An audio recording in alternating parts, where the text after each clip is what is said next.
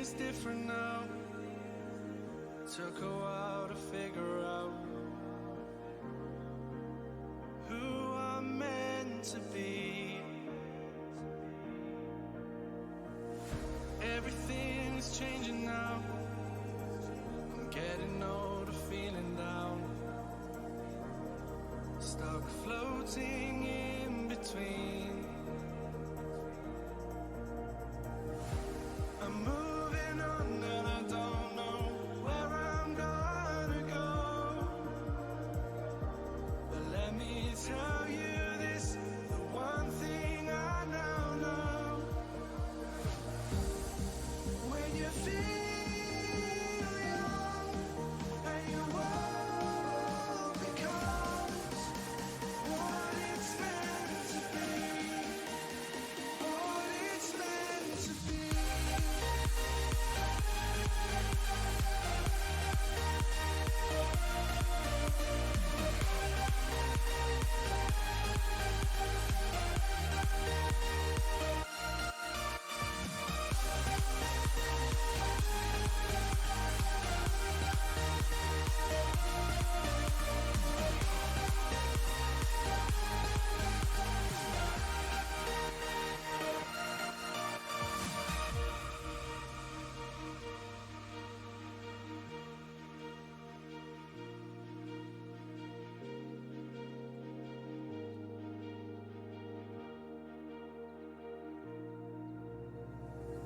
In my heart I'm 22,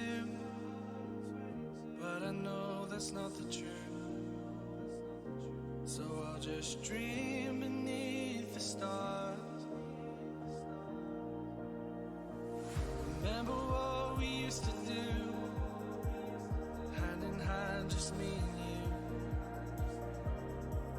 Those days just seem so far away.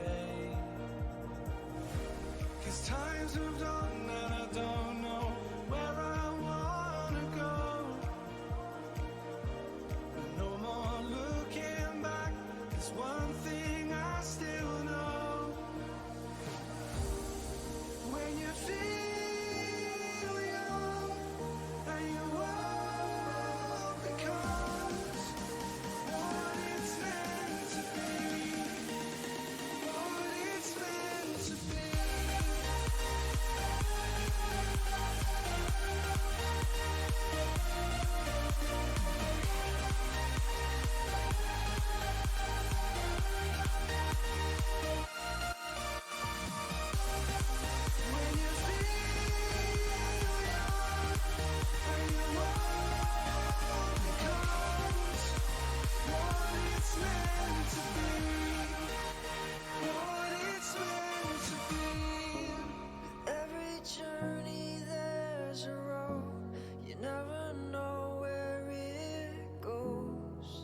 But as long as I'm with you, I'm home. With every sunrise there's a spark lighting up in our hearts, letting go of our past, what's left to lose. So take my hand, don't let go. This is gonna be a long road, but there's nothing that we can't survive. So hold my heart before it breaks. I feel the ground begin to shake. Oh, there's nothing that we can't survive.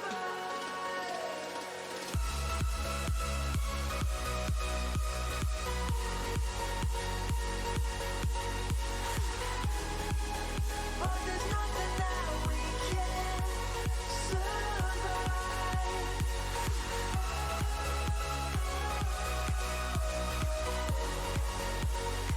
There's nothing we can't survive.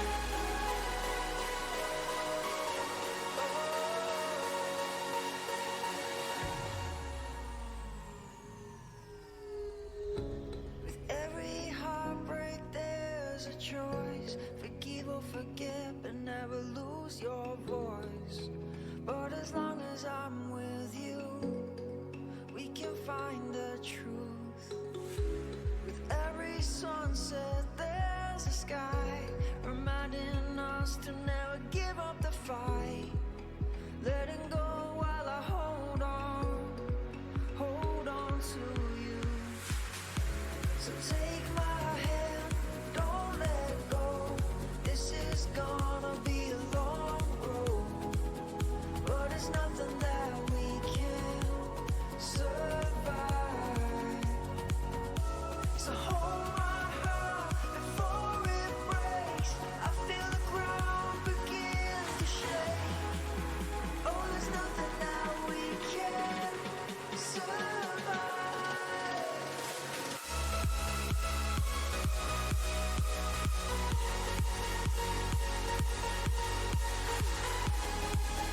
But there's nothing that we can't survive.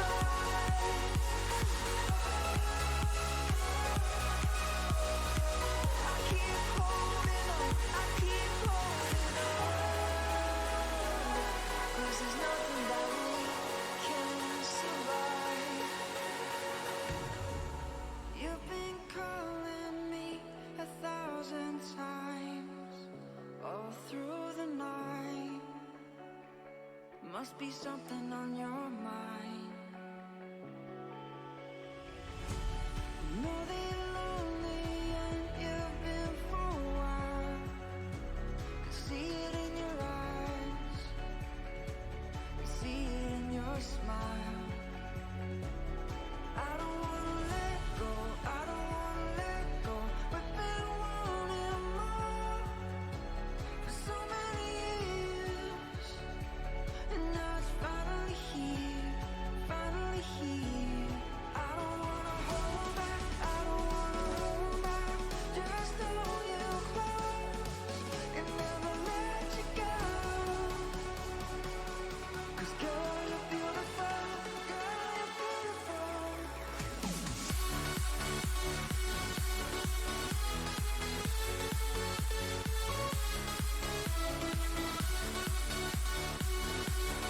Girl, you're beautiful, girl, you're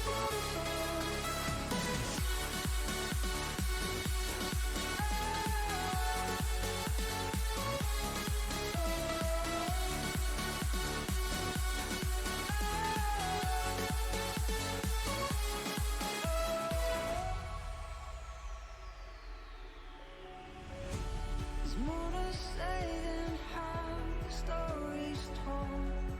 Our hearts beat as one. We can't let that go to waste. All these memories can't fade away. They were made out of gold. They'll be there when we're old. I don't wanna let go, I don't wanna let go. We've been wanting more for so many years, and now it's finally here, finally here. I don't wanna hold back, I don't wanna hold back. Just hold you close and never let you go. 'Cause girl, you're beautiful, girl, you're beautiful.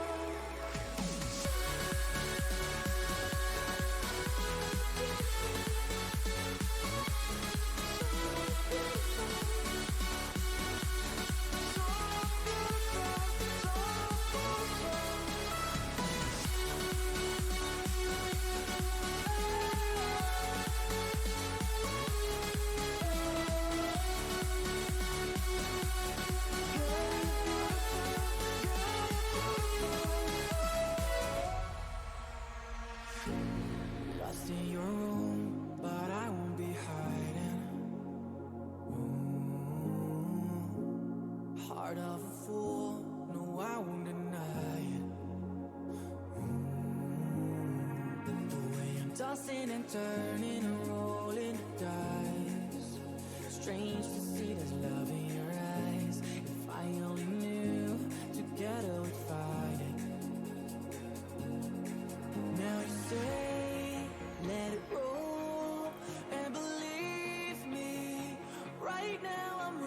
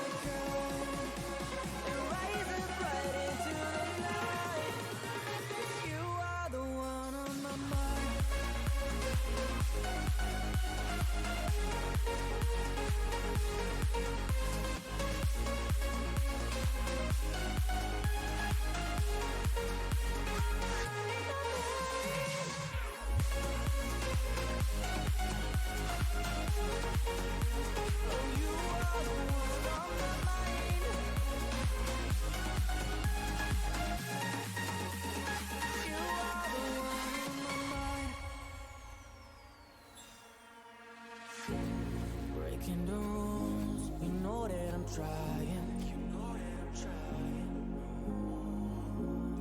Try to be cool, but I feel like I'm dying. The way I'm stopping is starting a fire inside. Hope I won't be lost in disguise. If I only knew, together we find it.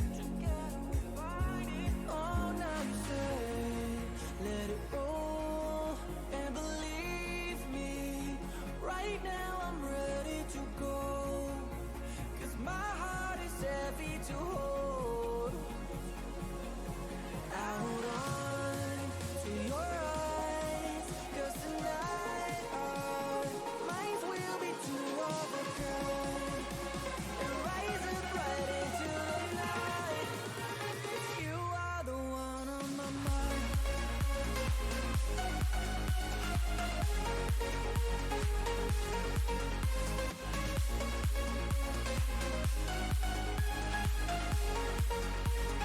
You are the one on my mind.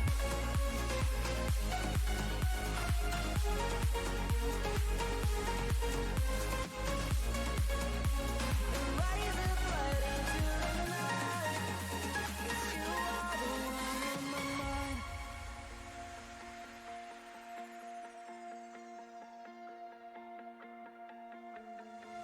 I told you that I would stay, I told you that I would run.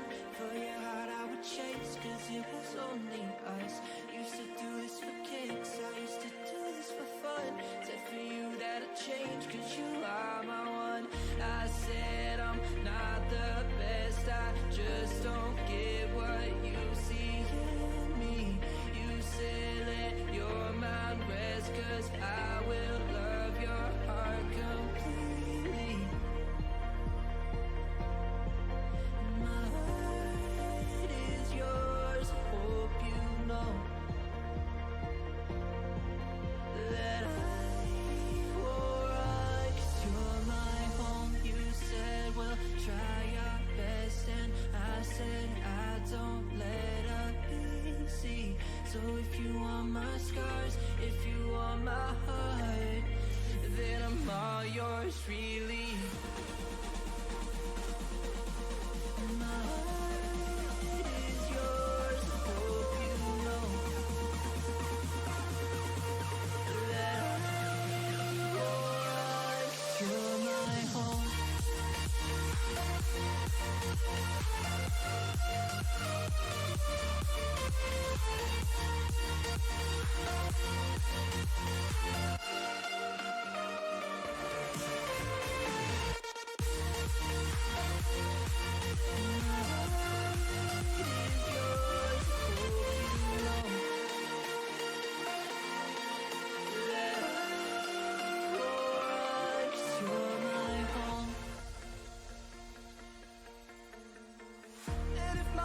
Broken too, you give your help to fill the bruise. You were always there for me.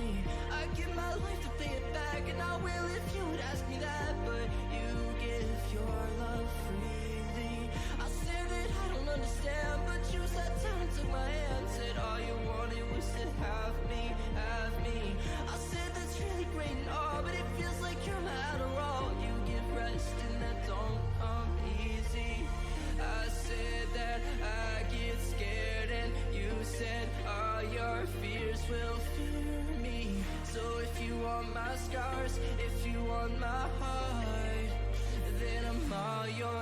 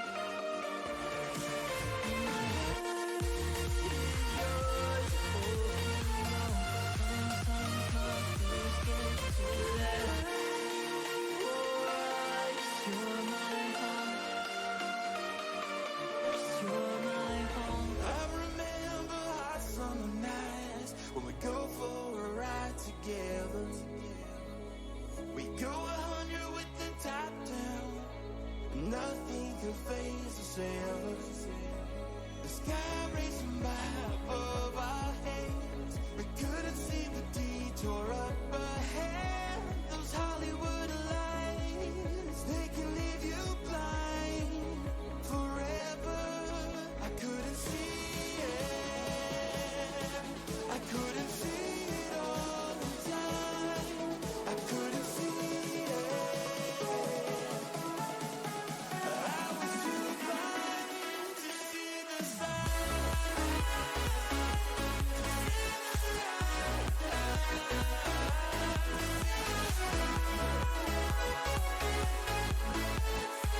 Oh, I wish but I was too blind.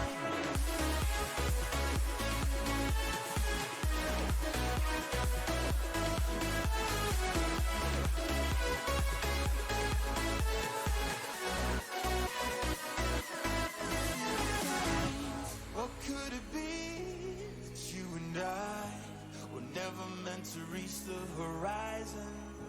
'Cause in the blink of an eye, you took my soul by surprise. And I can't help but feel that this was oh so real. And I wish I saw the writing on the wall. But I couldn't with the sky racing by above our heads. We couldn't see the detour up ahead. Those Hollywood lights, they can leave you blind forever. I couldn't see it. I couldn't see it all the time. I couldn't see it. I was too blind to see the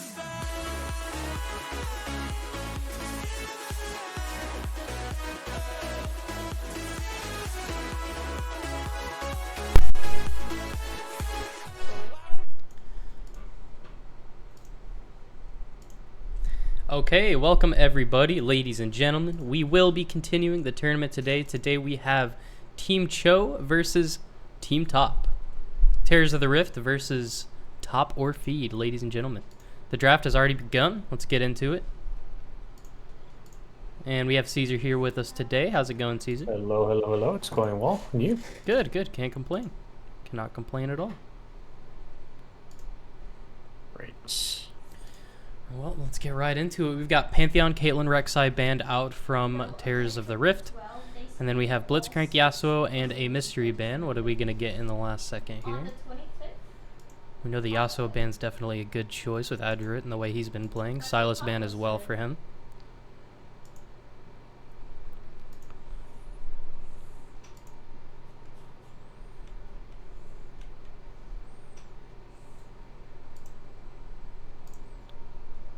Yeah.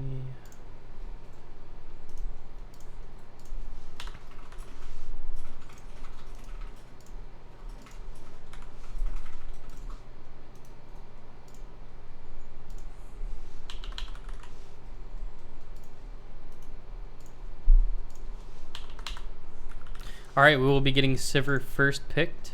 Relatively safe blind pick as far as I understand. Was addressing it yesterday. Sivir is one of those champs that just kind of hyperscales into the late game. You play a nice front-to-back team fight, she's going to get a lot of value, a lot of damage in. She has tons of AoE. Her dueling doesn't seem too bad either, but I don't really see Sivir too often, at least up until this most recent season. So she always puts out a surprising amount of damage to me. We are seeing a response with the Kai'Sa. More of a bursty, mobile, solo carry type ADC, but can still play the front to back like all other ADCs can. Yes, and I did see that they did ban Sparta's famous Blitz, so we will not be having the pleasure of seeing that this time around. Yeah, we've seen some crazy plays on the Blitz from Sparta here, so they're going to have to choke him out somehow. He has proven to be performing on his off role, which is support. If I'm not mistaken, his main role is mid, right? Yes, I believe it's, definitely his most played. Very, very cool. Sivir, Kai'Sa, we do see that Zhao being locked in here by top. We'll see Looks like they're thinking about responding with Jax. Looks like it will. This will most likely be jungle. I wouldn't expect them to really just blind Jax top right away. Although Jax, I think, is a very good champion, very good hypercarry, very good split push, very good team fight, he does have some very key counters. Stuff like Gragas, for example, that can really neutralize him. So I expect this to go in the jungle. It serves as a pretty good pick into Xin Zhao. The fact that obviously Counter-Strike will just counter all of his Qs. And his E attack speed making it very difficult for Xin Zhao to really pump out damage. And regardless of the Blitz being banned, we will still see a hooker with Thresh being picked for Sparta. We will, yeah. I think Thresh is much, much harder to execute than Blitzcrank. Blitz is pretty much just lay in the hook and win. Thresh has a bit more nuance to him. A lot of nice plays with the Lantern. The ultimate can't always be the easiest to use. You know, the flays, the interrupts, all that good stuff. But I do trust in Sparta to be able to execute this champion, despite us not really seeing him play him before. We're seeing a Braum picked for the bot lane. Very, very interesting. I imagine a pretty good pick into Sivir. Or a pretty bad pick into Sivir. I don't know. I'm wondering about the spell shield. So can you spell shield that fourth proc on the passive to prevent getting stunned, or do you just have to prevent that Q from landing at all with the spell shield? Is my question. I do believe you can. I'm pretty sure you are able to spell shield the stun or the Q, either one, right? It works. Okay. Braum, we've seen just a very popular pick in this entire tournament, really. Has been worked pretty consistently, even in range matchups like these. I mean, as long as he hits his Q, he's going to be fine. But I do definitely favor the Thresher. I think Thresh is just an all-around good support. You can never go wrong with Thresh. He can kind of do a little bit of everything. He can get picks. He can save his teammates from getting picked. He has good peel. He doesn't necessarily have the best engage, but he can engage as well. So he's just a good all-around champion, very fun to play as well, and very flashy to see as well. True. So I do. We will see some Talia and LeBlanc bans, so a lot more bans being thrown at Adroit. That's going to be a total of 4 bans thrown at Adroit in this draft so far. Yeah, he's definitely proven to be an extremely solid player, so glad to see that they're respecting him now. Although I am curious to see what else he brings out. I think he has played all of those champions so far. Maybe not the LeBlanc. I don't think I remember the LeBlanc. Maybe I'm just tripping, but yeah, that's 4 mid laners down for Adria. And we know their jungle conflicts the Talia as well, so that's a nice double ban for them. Get the Blitzcrank out of the way, and they're pretty happy. We do see the Gragas locked in, as you were saying, a really good counter into Jax. But if this is Jax jungle, he's not going to get quite as much value in that, as he won't be side laning with him throughout the rest of the game in the same way that you would against the top laner. Yep, exactly. So now we will see that maybe they see this Gragas top, and now they can pick a counter into it and then just send the Jax jungle. Right? Ideally, that is something that I would like to see picked. But I guess we will see what they end up going for here. But yeah, very curious what Adroid will end up going with as his millionaire. Aatrox, I think, is a very good pick into Gragas. Works wonders. Also one of Agus's main champions right after Riven. He had some pretty good performance on him, so I think it's really good into Gragas. It's very annoying for Gragas to E, like he can E in, but if Aatrox lands that W, I mean, Gragas is going to be in a lot of trouble, especially if he starts getting knocked up. It can just be very annoying to play Gragas into Aatrox for sure. Because one mistake, and you will get half of your HP taken, right? So I really do like this pick, and it looks like we will go for a Lissandra, similar to last year's from last night. Seeing the Lissandra come out here, pretty like solid pick and competitive. She just provides so much utility and so much CC for your team. Such good team fights, such good picks, just like really good champion all around. Yeah, definitely. We are seeing that answered with the Syndra, which is quite a favorable matchup for Syndra. Typically, into any immobile mage, Syndra is going to do pretty well. So they do have some pretty good damage on both teams here. I really like both of these comps, to be honest with you. I think maybe a bit easier for CHO to execute their comp, but regardless of that, it could definitely work. I think we can see this game turn either way as far as just draft alone goes. Yeah, I do think we got a pretty even draft. I would like slightly favor it for Cho'Gath here. I do like the fact that obviously Jax works really well into Xin Zhao. Actually, now that I think of it, I mean, he really only works well into Xin Zhao and Braum passive, right? But he's gonna struggle against Syndra E, against Gragas, Peel. Like, he's definitely gonna struggle a lot as well. So even the Jax pick doesn't look super good, right? So I think the only thing that Terrors of the Rift really have going for them a lot is the top lane pick, right? The fact that they have this Aatrox, this winning lane, and obviously we know Agu is one of these guys' main carries. So the fact that he gets a winning matchup like this is going to be super important for their win condition in this game.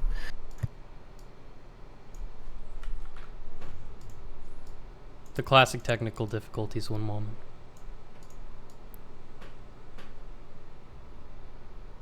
But, yep.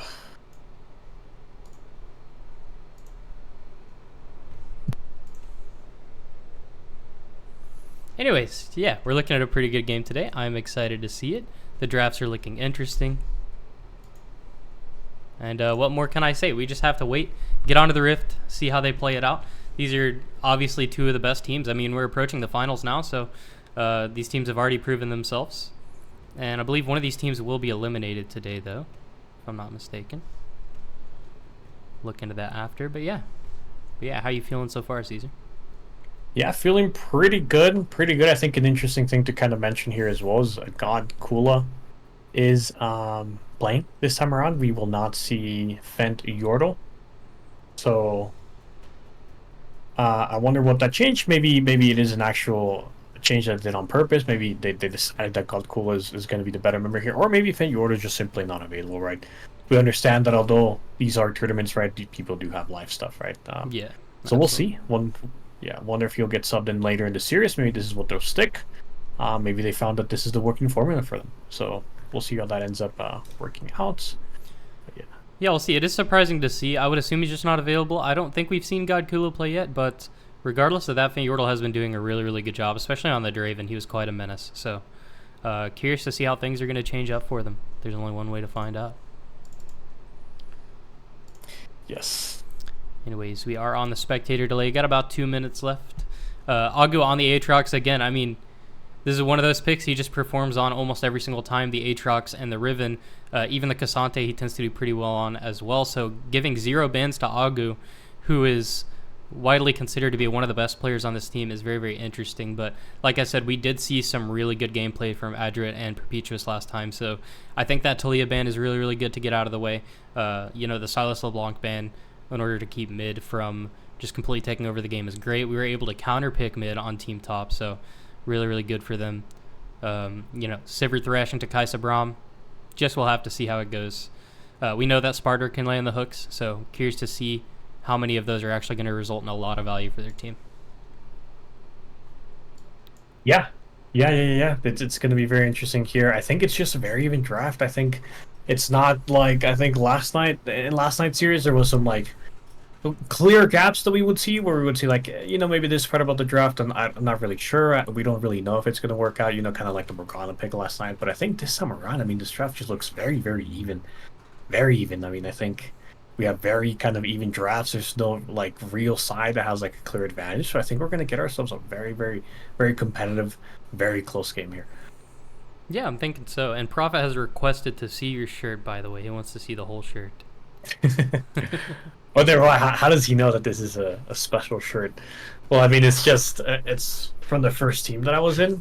Okay, It's just, nice. let me actually turn around. It has my name on the back. Oh, he's official, ladies and gentlemen. CGQ Caesar. We love to see it. We love to see it. All right, Prophet would like you to send him that shirt. Even though it's exclusive to you, he wants it at home. Wear it to sleep, Anyways, coming up towards the end of the spectate delay here. Should be getting ready to go very, very soon. And we are. You're hopping into game here finally.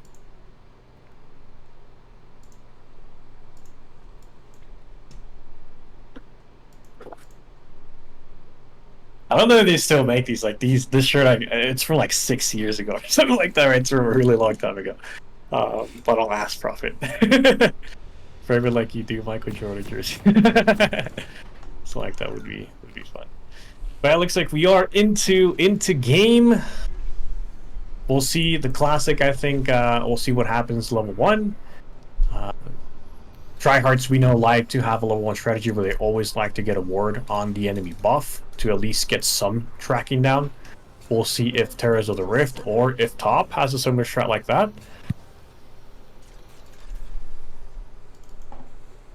And we do see Perpetuous and Agu already walking into the top side here. Only as two, a very, very risky thing to do, but maybe they've been studying their VODs to see how Team Top is playing out this level 1. We have Stinging Chicken just sitting mid lane as well. Very interesting. Can we see a dance battle in the mid lane, potentially? Yeah, it's very interesting that we see Sting Chicken being exactly here. Because he is here, he wasn't here to kind of cover the entrance on the top side, so Perpetuous was able to get that ward down on his Raptors. But same thing, there's no one defending the Raptors entrance as well because they went bot side to go fight a bit, so Stinging Chicken will get a ward on his Raptors as well, so if people aren't defending these entrances, they can just walk in just like they did and get these wards down.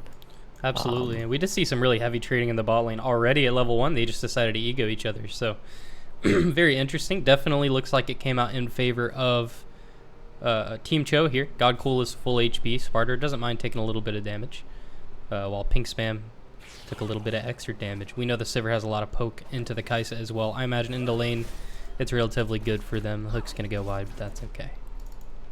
Exactly, just because Godcool as well has Fleet Footwork, so he should be able to heal back up, while Pink Spam doesn't really have any life, so he might have Bloodline. Let me check real quick. He does, oh, okay, he has Absorb Life, so he has that to kind of sustain him back up, but that's it. Obviously not as effective as Fleet Footwork, where you see Godcool is pretty much back to full health at this point. And as you said, yes, an AD carry's health will always be more valuable than support's health. And so I'm going to land on the Braum here, and it's going to be a quick bit of poke here, but nothing really is going to happen. I was going to say, I'm very confused. We just saw Agu recall at level 1 and full HP. Maybe he forgot items and I didn't notice. That's a possibility, but he will be instantly TPing back into lane, so we're already down TP on Agu. I wonder what happened there. I didn't check his items. I wish I did. I just rewind back, and yes, he did forget to buy items. Oh, okay. First game of the day moment. It's okay. Happens to everybody. The nerves are in game 1, and we're already seeing the nerves. Could be a bit of mental warfare as well. He's like, you know, I'll TP in your face. I don't mind. I know I'm going to win lane. Just play the lane handicap, but no TP. But yeah, we do see standard pathing from junglers, both pathing to the bottom side of the map. Stinging Chicken on his famous Xin Zhao. Another thing that maybe we haven't mentioned, Stinging Chicken has had some pretty good performances on Xin Zhao. It looks like their mindset is just, hey, Xin Zhao has worked. If it's not broken, we do not need to fix it, so they're just sticking with that pick. But yeah, he does have a more difficult matchup this time around. But yeah, we will see both junglers are kind of finishing it at almost very similar times. Xin Zhao is ahead. And we know that in jungle, every single second counts. So just because Xin Zhao is able to finish this scrum first, it does mean that he should be able to get grab. And Perpetuous will unfortunately not even be able to get on time to contest it. Or maybe not. Neither of them have smites. Never mind, Perpetuous will be here. He will be a little bit late, but he will just in time. We will see a Braw here in the Crab. He just used all his abilities on the Crab, so he has nothing left. And I don't know who the Crab is going to be going over to. It does go over to Stinging Chicken, but mid lane and bot lane will be rotating first, and that will mean that Perpetuous has to flash out of the Dragon Pit. Braum gets really low in the whole altercation that happens with the bot lanes trying to rotate.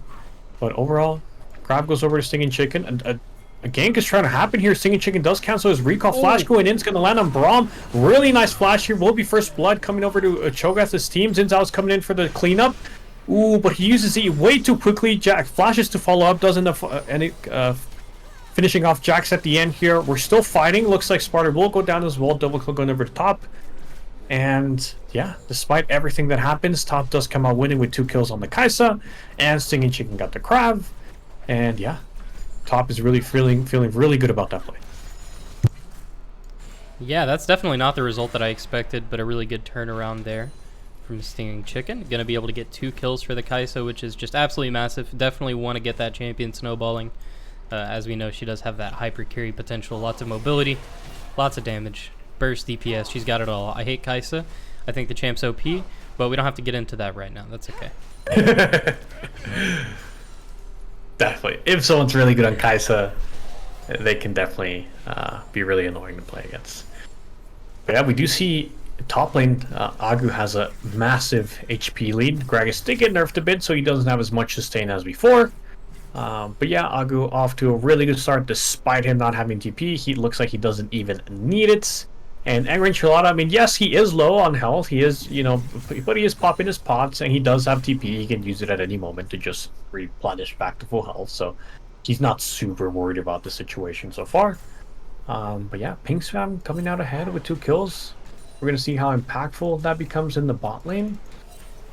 We are on the second pathing, the second clear in the jungle, so we do start seeing that Dragon and the Grubs will become something to be fighting for. So yeah, curious to see what the junglers decide to do about these objectives. Yeah, and it looks like Stinging Chicken's not quite sure what he wants to do. Like, to him, top lane looks like a pretty free gank, but we know Aatrox will pull out the 1v2s, especially when it's piloted by someone like Agu. He does decide that his path back into the top side will be meeting with Jax either in bot lane or at Dragon to contest vision here, so we will definitely see what happens. Lissandra getting some vision. That's always good. So they should know that Stinging Chicken, obviously, if Raptors are down, that means he should be on the bottom side of the map. Sparta and get bot lane, Cho'Gath the bot lane. We're seeing a roam coming in from Sparta here. The Hex Slash. Gets rooted, immediately gets flayed away. Really nice hook to follow up on the flash, but we don't really have much damage on the Lissandra. Ooh, Thresh gets ulted, almost gets killed. We do have Xin Zhao W coming in here, but it's not going to be enough. Bot lane does try to rotate, doesn't accomplish anything. And meanwhile, Perpetuous is kind of getting ahead in tempo. Recalled, he's already on his way to his blue buff. I think he's feeling just fine about everything. Looks like Dragon will be going over to top. But if Perpetuous is able to get this this Voidgrubs and Kula is able to make a miss this wave, I mean, it's not that bad. Not that bad at all. True, and I do want to respect the... Well, I want to address the respect by Adrit in that play. It was a really, really good hook by... or a really good hook coming out from Sparta, and he could have, you know, walked up, autoed, played those cooldowns a little bit more, but no one was on the map. I think he knew that. Everyone was hovering mid lane there. I think we had 4 members of Team Top just sitting in the mid lane waiting to capitalize off of them overextending for that play, so very good job by Adrit getting the damage in, but not overcommitting for that kill. Yeah, very solid, and we do kind of see, in that gank, we do kind of see one of the weaknesses of Lissandra. Yes, she has a lot of CC, yes, she has a lot of utility, she has a lot of setup, she can R, she can W, but she has no damage. She needs someone like a Jax, like Lee Sin, like a Xin Zhao, like we saw a Vi last night, to be able to follow up and really capitalize on the CC that she provides. Right?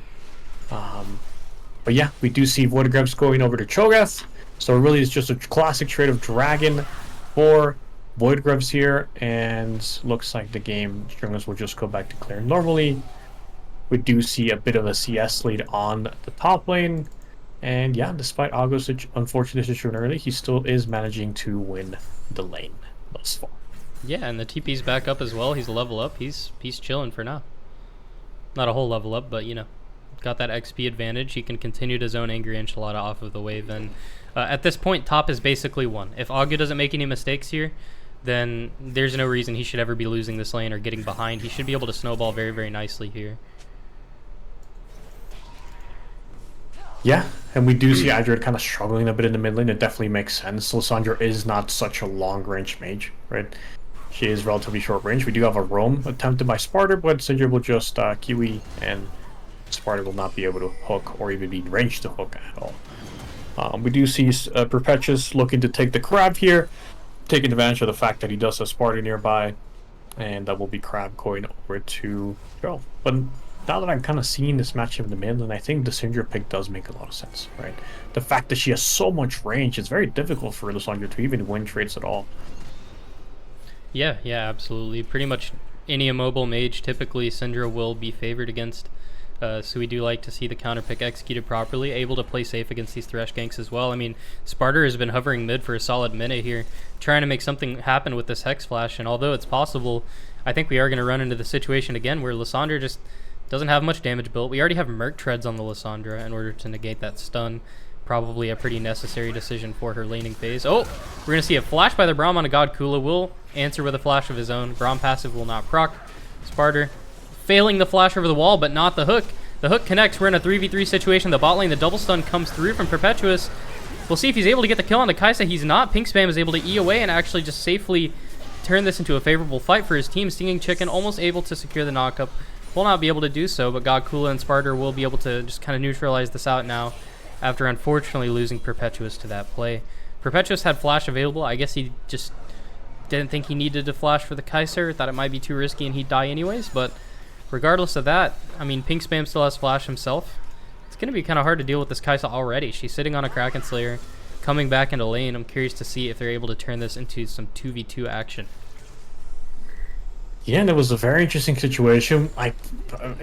Sparta did end up kind of failing the flash there, but it ended up working out because he still landed the hook and kind of allowed the lantern range to still be clickable, right? So that, you know, Perpetuous was able to follow up, click on the lantern, really get a nice engage. Wait, we might see Sparta die here. We just need one more auto tag. It's a Kraken Slayer Kaisa now. She does a lot of damage, and Sparta will be going down here. And we do see Pink Spam just completely taking over the game. He has Kraken Slayer. He's 3-0. He's feeling really, really good. Absolutely. We've seen Pink Spam perform pretty much every time. Even in games where he's behind, he's always a very valuable member to his team. So it's about to be really, really scary seeing what Pink Spam can do with this kind of lead, especially on a champion like Kaisa. Yeah, Kaisa, we talked about, right? If the player is good, if the player can pilot Kaisa to a decent enough extent, he will do super well. He can definitely have the opportunity to 1v9, even carry this game by himself. So we'll see Pink Spam will show up and be that person that is just like, hey, throw all the resources on me, I will carry this game. We do see first sign is being completed by top. Kraken Slayer, we obviously have Ludens, we have Stridebreaker. I'm a big fan of Stridebreaker on Zhao. Of Stridebreaker as a whole right now, I think it's a bit of an underutilized item at the moment. We do see a roam happening in the mid lane. Lissandra has no lead. Ooh, really nice sidestep to dodge both of the abilities. Jax will be going in. Ult coming down on Lissandra. Flash to follow up, and they will finish Lissandra. Braum is stuck in between three people, and he will go down as well. And we see Android performing once again, really showing really good mechanics in that play. Really nice sidesteps, really nice ult, just really well played by Android as a whole. And Cho'Gath breeds a fresh breath there. There is still hope in this game. Yeah, they're going to be able to 1v1 happening in the bot lane. Oh. Ooh, barely one auto away from ending up feeling shot. Good cool here. Oh, wow. Good job catching that. Didn't even notice, but Pink Spam once again going to be able to crash another wave for free. Potentially even cash in a play here. I mean, he's at like 80% HP. I don't know if he's in a rush to recall here. Already looking at the gold difference in the bot lane, he is almost 1,000 gold ahead of Godkula here. Very, very good from this plates he's been able to grab. What was that animation that I just watched Kaisa do? I thought she had to be in base for her upgrade thing, but I guess I'm wrong. It's very similar to Kha'Zix's upgrade. She can just upgrade anywhere as soon as she hits the threshold, yeah. Okay, nice. I played Kaisa like once in my life, and I didn't do well, so. He's playing very aggressively here, though. I mean, he's between both towers. We do have Lissandra roaming down, but it's a 2v3 situation. Sparta is here to make it a 3v3. Adra has no ult available, so he's got no flash either. He's just going to completely go down to Agu is here to show himself. Can he turn this fight for his team? It doesn't look like it, though. Does not look like it. Too much CC. The slow from Xin Zhao and the Braum will actually negate that TP overall, and this is going to give Angry Enchilada a full wave to proxy, as well as probably one additional plate. So definitely not the play you want to see. If Lissandra lived a little bit longer, maybe Agu could transition that into a nice fight. But unfortunately, just did not work out for them. It was a very ambitious play, but we respect it. We love Agu here, so. Yeah, unfortunately, I think Sparta wasn't able to connect that play in time. Hold on, we do see a gank happening in the mid lane, but this is just how Syndra works. She'll just E away, and she'll be completely fine. But yeah, unfortunately, I think not enough CC was able to get connected onto top to be able to allow Agu to get in range. That could have been a really huge play for Agu if he gets that Kaisa shutdown. If he gets even just that kill or a kill or two kills or three kills, right, at the best, that will definitely completely turn the game around and give the exact guy that you want the resources to carry the game. But that didn't happen. We are confronting reality where top is still in the lead, still very comfortably in the lead. And Angry Enchilada, as we said, will be able to come back a bit, and now Gragas will be able to scale. Now he has some AP, now he has some health. Now he's able to much more easily proc the face rush, and the matchup will get easier for Gragas as this game goes on. Especially if Aatrox doesn't generate any sort of Yeah, we do see Sparta actually roaming up to secure this Rift Herald for his team, but I think this just results in bot tower dying. There's nothing Sivir can do to protect this. I guess they willingly took this trade already. Maybe it's worth it for them. It depends how much value they're able to get with the Herald, but with bot side already being open, stuff gets a little bit scary, especially with this upcoming dragon spawn. We have about 2.5 minutes here. They'll be able to consistently get waves pushed in through the bot side due to the tower being so far away. Will make dragon priority a lot easier for Team Top here. We'll see how it goes. We do see. Yeah, we just see. We have seen this entire game. The Sparta has opted into just roam a lot this game. Looks like they will go for a dive at the bottom side of the map. Kodkula does spot this out and flash the Braum Q to a safety distance, and will be completely fine. Some trading happening in top lane, some bit back and forth, but Gragas will just sustain it up, and that will be second tier turret going over to bot lane as well for top. And yeah, Gragas is just extremely fed at this point. She's now a little over 2k gold up on Kodkula here. Yeah, and I mean, as we could see, the bot tower fell, and we actually lost a second bot tower in the process while trying to use the Herald mid and getting, unfortunately, no value, it looks like. I mean, CHO's mid tower is even lower than top towers, or excuse me, top or feeds mid tower, even though they use the Herald on it. So we could still see this mid tower go down to top first. Not much value coming out from that Herald, and losing 2 bot lane towers in the process. Definitely not the play that they want to be making, but fortunately Team Top will recognize how much of a lead they have here. They're going to be able to just stand in the jungle, take all the space over, and prep for this upcoming dragon. It's looking really, really good for Team Top feed right now. Yep. Topper feed doing a really good job this time around. Angry Enchilada looking for an all-in, but Adrian is here just in time. The ult will land, and they will end up finishing Angry Enchilada. The TP does come in from Sinja here, but it won't be enough. It'll be way too late. He does try to still go for the Q. Agu lands the Qs. He lands a second Q, and he will flash. He lands the second to get the passive on off. He will get another kill on top of that. Really well played by Cho'Gath here, and that is huge for them. It really is. Agu is going to be the saving grace, it looks like, once again for his team with a flawless performance on Aatrox. I mean, it was a missed TP. I mean, both TPs didn't get much value, let's be real. He had to TP because he didn't buy items, and then he TP'd to a dead play bot, but it doesn't matter. He's still up in CS. He's still doing good on levels. He is up in items, up in gold, up in kills. He's very, very happy with the spot he's in, and we know that Aatrox can completely 1v9 fights.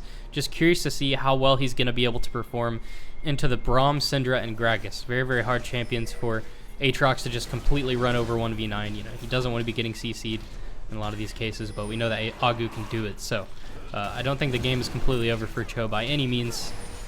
Even though we have so much bot side pressure coming out, top has definitely got their some pressure of their own in the top side, or excuse me, CHO does.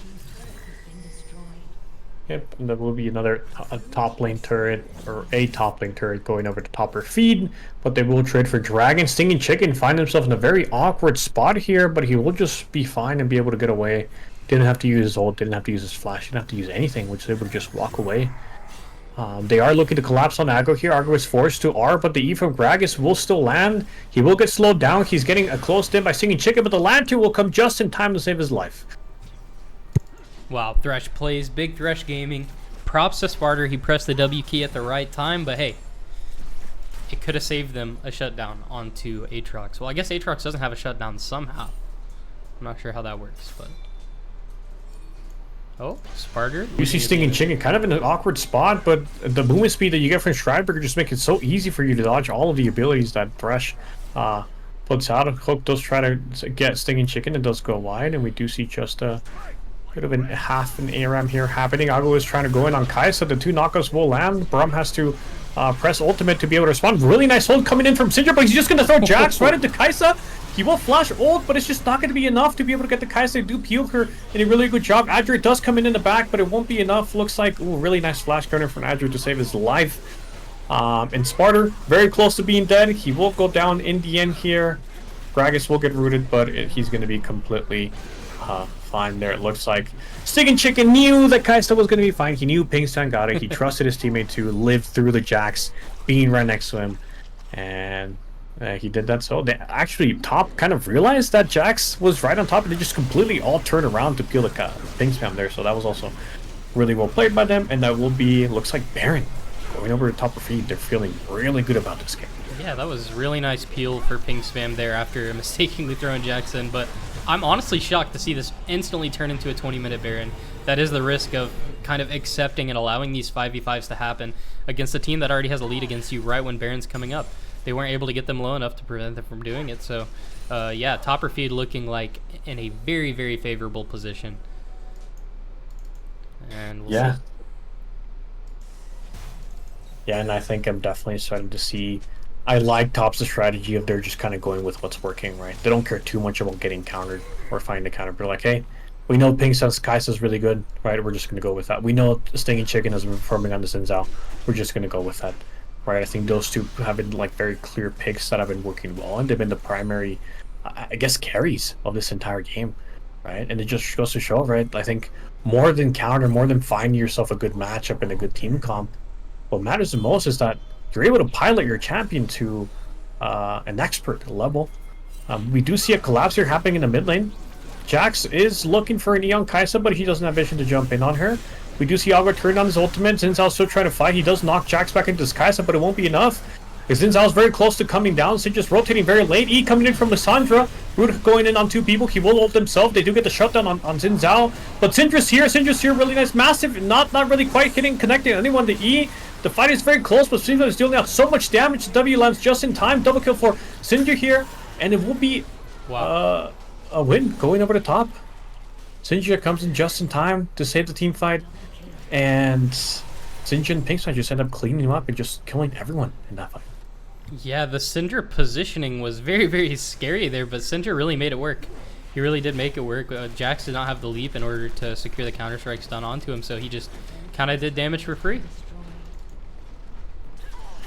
Yeah, very, very well played by Topper Feed there.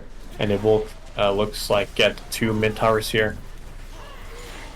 Have a bit of a TP angle from top. If Agro respawns, he can definitely TP from behind him, so I would like to see them chase. Will we see the TP coming down here?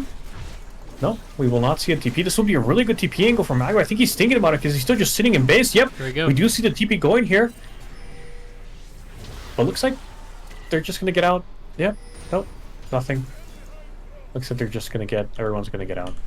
They are able to take a lot of space back over the dragon, though, because of that TP. Although he could have walked in, that immediate force of pressure definitely resulted in some good space for them. Sparta going for another play here. The hook will not connect because of Bronze W, but it was a nice try. And a blue team turret was destroyed. I completely missed that. The mid tower actually falls to the minions. Yes, and this is a bit of one of my pet peeves when we don't take care of the waves first. Right. Like, yes, they are getting zoned, they are in the dragon, but look at the waves, right? They're actually losing wave spots. They don't have priority top. They actually ended up, as you said, losing the mid tower. Or like definitely like the first things first is just take care of the waves, and now they don't have prio. Despite the whole situation, top is actually the one that has the waves push, and they do have the entire space for dragon because Jorath has to go back and clear the waves, clear the CS. But like there's not much left because they already lost so many waves that, I mean, they're just kind of picking up the scraps here. So a lot of gold and a lot of XP lost by Cho'Gath there on that whole situation. Look for a second if they were able to capitalize and get Kai'Sa shut down, it would have been really good. Well, it doesn't turn into anything. And yeah, this is why always take care of your waves first. Yeah, I mean, if that's not a lesson learned, I don't know what is. Like, as we see, they took over all of the dragon space. They were in a very, very nice position, but just because of the waves, the whole play is ruined. And now they can't actually get any value out of it. If anything, they just lose, like, they're just bleeding gold and XP. Slow push started happening in the mid lane. It was a lot harder for them to contest. And here we go. Now we're back in this kind of awkward chokehold where it's hard to contest the waves against the enemy champions. Oh, nice hook by Sparta, but don't think this results in anything. Don't want to be taking that 2v3. But yeah, it's a lot harder for them to contest the waves when other people are there to contest with them, especially when they're at such a gold deficit right now. So, oh, Sparta is still really looking for plays here. Will land a nice double play into ultimate, but he is alone. His team will not be there to follow up. Perpetuous and Edgerit say, hey, there's no vision. We don't want to continue going for this. We don't know who all could be waiting in the fog of war here. Agu looking for an engagement potentially. Getting chunked quite a bit here. We do see Agu actually opting for a very, very damage-heavy build. He's not going the Gore Drinker. I don't know what people normally build on Aatrox now. I didn't know Eclipse was still the move. I know there was a Lethality Aatrox build for a while there, but since then has phased out as far as I understand. regardless of that, I mean, we're seeing the Lissandra pick. It has no damage. They really need some damage to follow up with Adjurate here. And Cinder able to take down the top tower while they're just kind of staring at the enemy team. They don't have anything to do. They don't want to make a full engagement because they're just too behind. It's very, very hard for them to do something. They need Augu to be getting some poke and getting some value before they can come into anything here. See if they're going to try and take care of Syndra. The stun does connect. Azonius from Adjurate's going to protect him from Syndra ultimate. Was able to ult her as well. Get a nice shutdown onto the Jax. But how much value does it get is the question. We have Baron spawning at about 30 seconds here. We have super minions pushing into mid. What can we do? What can we do? Yeah, it is just a kill. It's not super impactful, but regardless, anything that they can get is welcome. I believe it was a shutdown as well. Not super huge shutdown, 200 gold instead of 300, they'll get 500. But yes, anything they can get, they'll gladly take it. They are down 8k gold. So the game is incredibly difficult for them, or regardless, a really good engage would really work wonders. But yeah, you know, I definitely have to critique this, the putting Adjurate on Lissandra here. Yes, Lissandra can really work. Yes, Lissandra is good for utility, but Adjurate is one of your very consistent players, right? He's been doing really well, been popping off, right? You need him on something that can do damage. You need him on something where he can just be a damage stealer, right? Maybe you know, like his Talia that we've seen before, right? Something like that would work wonders. So we'll see what adaptations they make in the draft. But so far, we're still in this game. The game is still not over. They're one away from Soul, which usually is the marking point. Everyone is trying to collapse on Agu. Agu will ult and try to go for the outplay on Kaisa, but ooh, really nice. Really nice play. Badly, will finish Kaisa off, and it will flash on Xin Zhao and kill him as well. Just one more Q, and that's flash from Xin Zhao. Really insane, absolutely crazy play coming in from Agu once again, showing why he's the first pick. They are losing turrets down in top lane, but they will just need Adjurate by himself to just go and respond to that. And this will be Baron going over to Cho'Gath, and that play was insane. Ping spam. Forgot that he had summoners and ended up dying.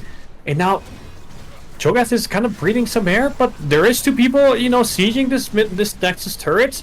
Adjurate does still have ult. It's going to be on him to really defend the wave. Promek is trying to stop the backs. Adjurate will look to go in. He will ult himself. He does successfully clear the entire wave. There's just one cannon left. He will survive. Adjurate does a wonderful job defending. Promek tries to stop the backs to make time for his team to end the game, but since they don't have a wave, they don't even have a chance to win the game. They will take the Baron. They will recall. They will defend in time.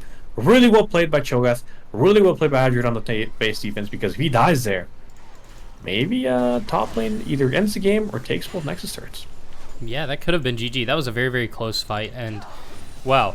Once again, just big props to Augu there. The way that fight was played out and how close it actually looked, I think is part of the reason we never saw a TP come out from Angry Enchilada. I don't think the split push play continuing there was what he had planned originally. I think it just kind of resulted into that after he realized that Augu just started smoking his team.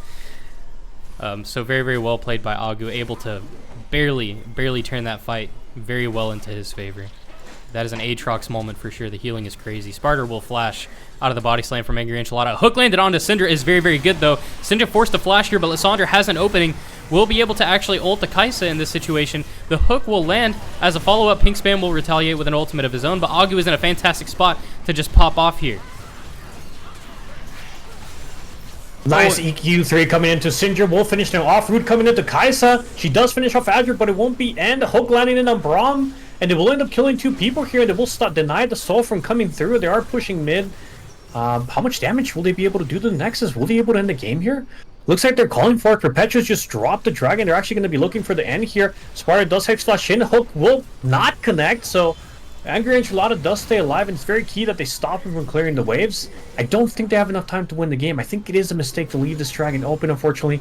Really nice little coming in from Angry Enchilada. He's trying his best to defend.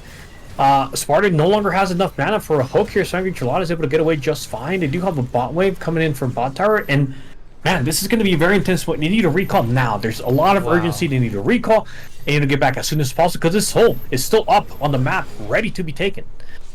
Wow, CHO really took things into their favor there, but I think definitely blundered a bit. I mean, they really committed for that mid lane inhibitor, which is good. It does buy them a little bit of time. Perpetua's not even going to be able to keep dragon space here as the teleport's coming through from Angry Enchilada. Augu will be TPing in as well. Let's see what they're able to do. I mean, Augu was able to completely smurf the last fight. He has his ultimate available again. He does not have flash for this fight. but we know that Syndra has no flash as well, so curious to see how they play this. I mean, they have waves pushing into their base. They were able to address bot lane temporarily, but they can't drag this out for too long. The Soul will be going over to Team Top or Feed here. Perpetuous in the middle of 5 people. Gonna live for as long as he can, but now this is gonna force Team CHO to go back, turtle into their base, and try their best to survive the incoming push from Top or Feed. And this is a huge blunder for Cho'Gath's team here. The fact that they didn't just turn around and deny the Soul. They greeted to it for the inhib. That mistake happens, man. That mistake happens. You think you can end the game. You see the end, the finish line. You want to end it now. You want to end this painful kind of a game full of stress and anxiety, and you want to just end it now so you're up 1-0, but a bit too desperate, a bit too forced, and they end up paying for it. And Soul will go over the top, putting them in a very, very favorable spot here. And despite Cho'Gath's attempt to come back, I'm a lot more worried for them now than I was before.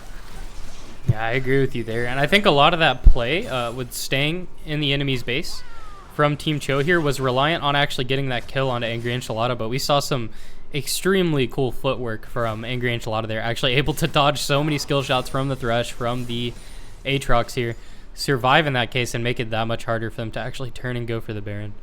Or the Dragon, excuse me. That is a lot of abilities missed, a lot of abilities dodged by Angry Enchilada, because you're completely right. If they kill him, I mean, they have to 4v5 the Dragon, which might give him the advantage necessary to take the Soul. But yeah, again, like, this game just is that. You can have the best macro in the game, you can have some really good decisions or bad decisions, but sometimes you can make up bad decisions by just being better mechanically. Sometimes you can make good decisions, but because you don't play them well mechanically, they're just, you lose anyways, right? So you could be the best macro, the smartest player in the game, but at the end of the day, this game will always require you to perform, to know how to press your keys, to know how to press them at the right time, to know how to click your mouse. So yeah, that's really a lot of what it comes down to. And yeah, seems like the game has calmed down a bit. They might be looking for a pick here on Angry Enchilada. He does get rooted, he does get ulted by Lissandra. He's very tanky though. He's going to survive for quite a bit, but it won't be enough. He will be going down. It is a kill, and it is a 5v4 on the map for the next 55 seconds, but can they get anything with this? Yeah, I mean, they don't have any towers to take. They don't have waves out bot side. Again, we're just seeing these waves getting pushed into Team CHO, and they really have to answer them. Having to send 5 people for 1 Gragas, take half an hour to kill him. Now they're hovering mid, trying to make something out of this 5v4 situation they have going on, but they have their strongest member in the bot lane with no teleport now. We have Baron coming up in about 40 seconds. Is Agu going to be able to stop this inhibitor from falling while his team plays out the 4v3? We see Adric go for an engagement there, but just completely denied by the Syndra. Tons of damage coming out from the Syndra already. She has the Shadow Flame Deathcap Ludens. Not much Lissandra can do in that case. Just going to get instantly one-shot. And once again, we have to address the side waves here. Yes. They are looking to collapse on Pinkspam here. We'll do see if he does a good job out playing. He does have flash, he does have heal, he does have ult. He will go in this flash, and both TPs come in to defend this play. So good. Not a bad play. Yes. You know, they don't get the kill, but they get 2 TPs, and they get a flash as well. So completely fine. I think it's still a positive play here for Cho'Gath, except for the fact that their base is getting taken. Stinging Chicken will be looking to get the inhib along with Promic to back him up. I don't think they have damage to finish it in time, but they are going to be pressured by 3 people in the bot lane here. So again, all lanes are getting pushed in. All lanes are getting pushed in. And one inhib's going down, 2 inhibs going down. They really need to make sure that this turret inhib doesn't go down, because that's going to mean super minions, double super minion waves. But I don't think there's anything they're going to be able to do about it. 3 inhibs going down, super minions, double super minions, Baron's up on the table. And Top just playing a really good macro game here with TPs, with pushing waves. We talked about it. Pushing waves, being able to generate priority, pushing waves is just so important, especially in the mid game. We do see, an engage happening, attempted to be going for Kai'Sa. They will flash and ult. The Kai'Sa was warded the entire time, and it will finish her off. Flash hook goes wide. But she's extremely fast, and they won't be able to finish her off. QW coming in from Jackson. It will be enough to finish her off, and that will be Baron. Going over to Cho'Gath, maybe. Stinging Chicken is still up and alive. He could still take this Baron from them. Sinjo does decide to stay in. They are looking to play this 4v5 out. Gragas tries to engage. He does flash out. Really nice QE coming out from Syndra. Stinging Chicken goes all in. Ults all of it. Braum really nice ult coming in from the back. But Agu It's in gets the a back pick line. on Sindra in the back line here, and they won't kill them all. Now they don't have any more damage, so it will be just a simple cleanup coming up right after that. And again, yes, they can get buried, but look at the waves. Can they? Look at the waves. They can't. I Look don't at all think the they waves. can. Yeah, the waves are just coming in like crazy. I mean, it was insanely well played by Team CHO. I'm so surprised they actually made that work. Getting that pick onto Kaisa at the very start, it's just absolutely massive. Ping Spam thinking he's got nothing to worry about, knowing that there are 3 super minion waves going into Team CHO's base. Can Lissandra hold this? I think she might need a little assistance. Okay, Aku is recalled. He's got the Hydra. They're going to lose a tower here for sure. They could potentially lose 2 towers here. Oh, Oh, Ping no. Spam is coming over. Yes, really good that they're dropping off the Baron now. Perpetuous will greet a bit for this grab. He will just smite it away. He does get slowed here by Braum. If the stun does land, that will mean that Kai'Sa is going to be able to ult here. Stun does not land, so they're able to get away. They do lose their first turret, almost 2 turrets there, and they're not able to get the Baron. A lot of messy calls from Cho'Gath. I wonder how their communication looks like in this game. It looks very chaotic, right? We saw it when they won the team fight at the Soul. They're like, hey, should we go top lane? Should we go mid lane and end the game? Should we finish the Soul? Perpetuous was trying to go for the Soul, but the rest of the team was trying to end. And this situation, like, who do we recall? Who recalls? Like, it's just their calls here are just all over the place for Cho'Gath. Absolutely. This is looking like a very, very scary game for Team CHO. They've been able to bring back a lot of these fights, and they're actually not at a very significant gold deficit at all, but they are playing against the Soul. They're still playing with 3 inhibitors down. God Kula just getting completely picked here by Sinja. That's not good. Elder Dragon is up. This should be just a free transition into win for top or feed, but I don't know. We've seen Agu kind of smurf in these fights. We'll definitely have to see what happens. Yeah. And this is looking very, very dire for Cho'Gath in this game. You're going to be versing a top or feed team with Baron, with Elder Dragon, and with 3 inhibs down, with only one of your Nexus turrets alive. Incredibly difficult. They're playing. Oh, the hook does land on their enchilada, but it just doesn't mean anything anymore, right? It's just. God Kula is still dead. They're already pushing the base. They don't have any more inhibitors to take. I think this should be a pretty easy cleanup on the Nexus kill. Perpetuous gets a really nice stun to go in, really nice ult to go in, but it just won't be enough. It's just a try to attempt. It's like, might as well let's try to get a kill. But Agu, they got completely wrong. Hold on. Agu gets a double kill there. In the end, he's really going off on this backline here. He still has his ult off. He's getting very low, but his Q comes back up. He will get another kill on Braum here. Whoa, they just completely proved me wrong. Agu is just... built entirely different. He will finish off Aragus here for a quadra kill, and wow!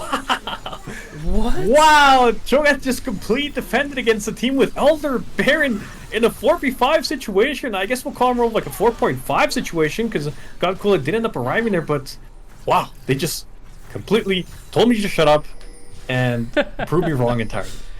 That is absolutely crazy. With Elder buff, they are not able to kill Agu there. That is, they have Elder, they have Baron, they have 3 inhibs down, they have 0.1 HP on a Nexus tower, and they still can't win the fight. How are you feeling if you are Team Top or Feed right now? Like, you literally had every advantage that you could ask for in that situation, regardless of maybe not having some certain key summoner spells on your carries, but regardless of that, what do they do now? What do they do now? Agu is full build. Some champions are still kind of getting there. We have Lissandra able to get some more items. We have Sivir able to get some more items in this case. Jax finishing up his build as well. I mean, we're getting to that point where everyone is pretty much full build. And with Topper Feed not able to end there, what happens next? I think everything is kind of up in the air. The Nexus is open for Topper Feed to just walk in and take. But the inhibitors will be coming back up soon. And Cho'Gath has been able to get... Sorry, excuse me. Team CHO has been able to get a lot of tempo back here off of just winning that play. They were in the actual statistical worst situation possible and somehow were able to make it work. I'm very, very curious to see what happens in this next team fight. If they let Agu play the game, it could be GG for Top or Feed here, which is definitely not the result that we expected. Yeah, the fight's still going. Gragas, he does go wide. Lissandra coming in on the perfect ult coming onto Kaisa, the exact person they want to kill, but Lissandra does go down. A stun, Agu going absolutely insane. He does get some knockouts, but he is getting pretty low on health. We do see Jax in the back here trying to kill Kaisa. He does get his E in. He will end up getting Kaisa J in the backline here. Agu no longer has his ultimate, so it will be very difficult for him to carry on this fight from this point forward. He is getting stunned. God Kula will go down to Xin Zhao. And the longer the fight extends, the more beneficial that they get from this Ocean Soul. Agud does barely not have enough damage to finish off Kaisen. It looks like it will be a win for Top or Feed in the end here. Despite the whole situation, very sad for Cho'Gath, very exciting for Top. They worked for it, they battled for it, and they end up getting the win here in the end. Wow, that was absolutely crazy. That game ended up being way closer than I thought. We had Topper Feed with so much map pressure, so many advantages. We had Cho blundering on all of the waves and all of the pressure here. Yet they still almost brought it back. With all odds against them, they were able to win that fight, but it just was not enough.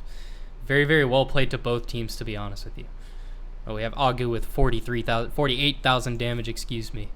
But yeah, we might want to call that a minion diff. We'll look at the statistics here. That was an insane game. What a game. What a joy to watch, and this is a great start to the series so far. Really well played by both games. Very competitive game, very even. There's not a single sign of a stop. I'm very excited to see what happens in game 2, what draft adaptations need to be made. I think Topper Feed doesn't really need to move much. We'll see some Zinzal bans, some Kaisa bans maybe coming along. Promic also performing on this Braum. Angry Enchilada seem very comfortable and do seem to do just fine on Gragas. I think Gragas is just a great champ to neutralize and be fine playing, weak side and being completely very, very impactful in later parts of the game. I think Cho'Gath are the ones that definitely need to change up their draft a bit. Agu obviously keep him on something else comfortable that he is, right? Andrew maybe put him on something that he can have a bit more impact through damage. Right, and we'll see if they stick with good COD School. We'll see if Fendrota comes in. That kind of substitution or that change is definitely a question mark. It's still up in the air. But yeah, very exciting start to the series. Yeah, I mean, if that's game 1, I'm curious to see what game 3 it looks like if we get to one. I'm definitely excited about this one.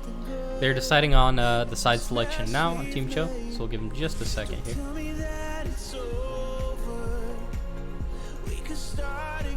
Wow, insane. Actually insane. This is why we love League of Legends, ladies and gentlemen. Oh yeah, I'll have to give you those rocks. One second.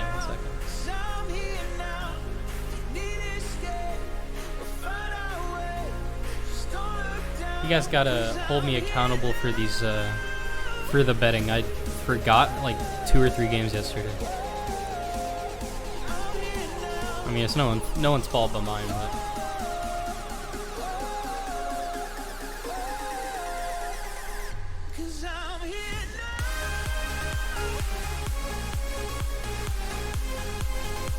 So we have Team CHO picking red side here.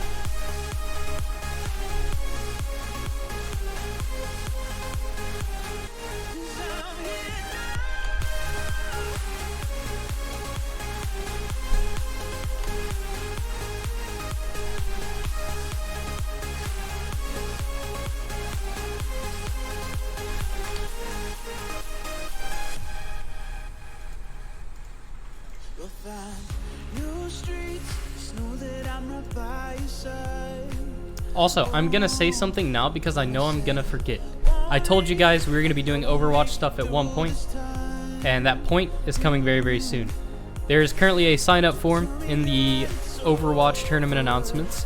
If you don't have the Overwatch role, you should grab that, I think, to see it. It's also in general chat somewhere if you just search up Overwatch Masterclass is the name of the form. But essentially, we are trying to get some more people into Overwatch, and we have some people who are very, very good at the game who are happy to help you. The game is not as complicated as League, but it's still got its challenges for sure. It's got a learning curve, unlike something like Call of Duty or Apex Legends or any other shooters that are popular nowadays. Definitely has quite the learning curve, so it will help to have someone teach you the game. I know this is a League stream, but I just wanted to shout that out real quick. If any of you guys are interested in Overwatch, check it out. Check it out. We'll be running in-houses, we'll be running scrims, and eventually we'll be running a tournament once we get everyone on board. But we're going to get some more people trained and ready to take over on Overwatch.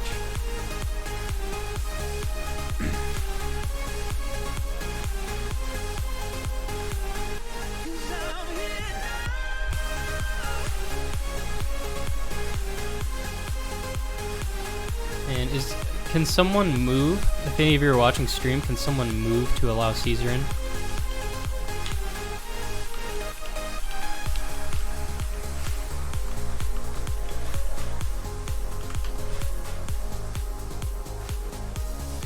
There we go.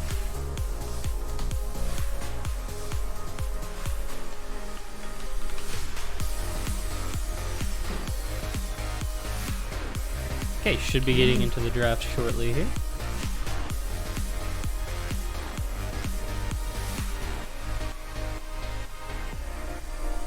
I just needed them to move in the lobby, but we got it all set. Someone gives me love and I throw it all away. Tell me, have I gone insane?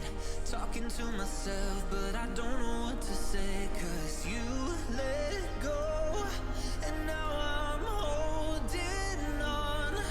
I guess you don't know what you got until it's gone. Sometimes you gotta lose somebody just to find out you really love someone. Oh, oh. And I do, and I do, and I do, yeah. Sometimes you gotta lose somebody just to find out you really love someone. Oh, oh. Yeah. Sometimes you gotta lose somebody.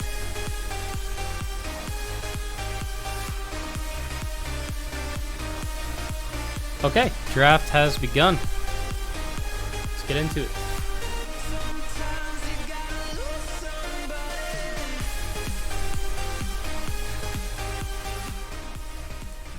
All right, I have a feeling we're going to see some of the same bands, and it looks like we do actually have Fent Yordle joining us for Team CHO today.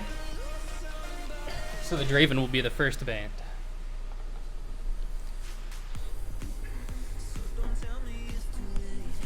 Pantheon band coming through as well.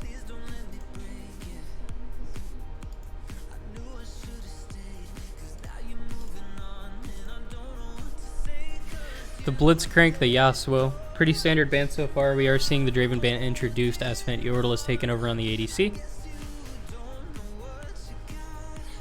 Yep, standard stuff. Cho'Gath adaptations that they made is they just opted in for this Brawl ban. Seems to, for whatever reason, I won't lie, this does still confuse me a bit. But for some reason, this pick has found a lot of success. Looks like top, since Rek'Sai is not banned this time around, they will opt into first pickets. I assume is one of the Stinging Chicken most played champions. He has had a lot of success with Xin Zhao in the entire tournament, so I am interested to see if he'll keep having that same success on Rek'Sai.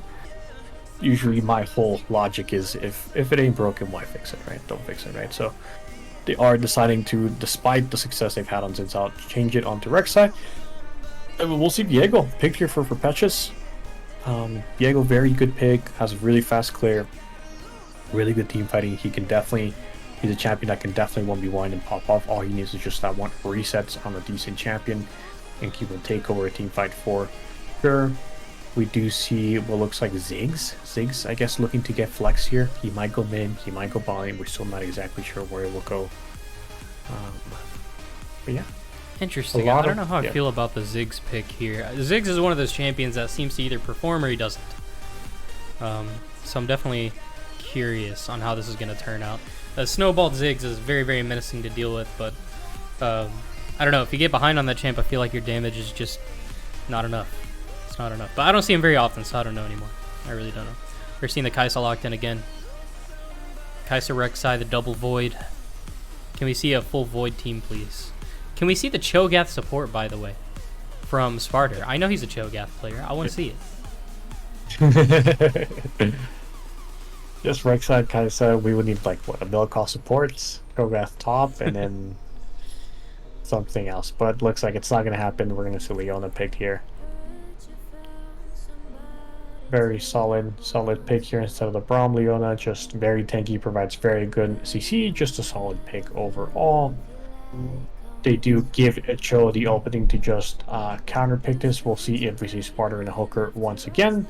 If he repeats his thrash or what exactly he decides to go for. But still, whether the things will go mid or bot lane is still a question mark.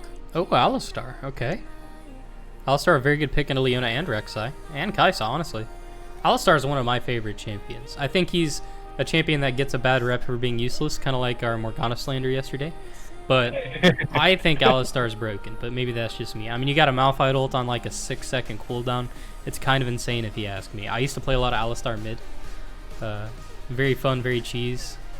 You just build AP and people get upset. Yeah, no, Alistar is definitely my go-to support. Whenever I play support, definitely probably my most played support, and I love the playmaking ability that he has. The ability that you just have free dives whenever you have your ultimate up also feels really, really good. You don't have to worry about having anyone that can tank or someone dying. Your ult will cover that for you. And you can get very creative. I've had matches where I go against a Zyra and all you gotta do is just leave lane, go behind him and knock him in. And that's how you gotta play them, right? Or even just you could just sit in river while they're trying to crash the wave, and I promise you they will not touch turret because they have the threat of you coming in behind them. So it's just it's crazy the zoning potential that you have just by not even being anywhere close to them, just having the threat of coming in behind them. But yeah, just a really fun champion, lots of playmaking, and you can't miss, right? You can mess up the combo, right? Obviously, but not super difficult. But yeah, enough Alistar talk. We do see Yone being picked up by Adrid here. We do see that obviously Yasuo was a pick that was banned, so he's like, you know what? Yeah, you can take Yasuo away from him, but I still got his brother. Wow, are we really going to see Katarina locked in here? That would be very surprising. Some pretty good setup for her. Okay, wow, yeah, we're actually going to see the Katarina come through, and I think Katarina can play into this composition relatively well. They don't have reliable CC coming out from the Yone. You know, he's got to stack it up. He's got to use his ultimate. It's very slow telegraphed. You can always Shunpo out of it. Same thing with the Alistar. You can Shunpo out of the combo if you're fast enough. Same thing with the Ziggs Bomb, the Viego stun. Very easy to Shunpo from. And now we're adding even more setup for the Katarina here on Malphite. We're putting, I think, a lot of pressure onto Katarina to perform this game. We know that Pink Spam can perform on the Kai'Sa already, so that will help compensate just a little bit. But yeah, I mean, I'm very interested to see a Katarina pick in a competitive environment like this. I think it could definitely change things up quite a bit. And we see Hamilcar saying Agu is on Yone now. I don't know if that's Agu. It could be a Ziggs ADC with Yone mid, but it's definitely possible. I wouldn't be overly surprised. And they are potentially answering it with the Malphite, so we'll see what this last pick is here by Team CHO. It's Mordekaiser. Okay. Interesting.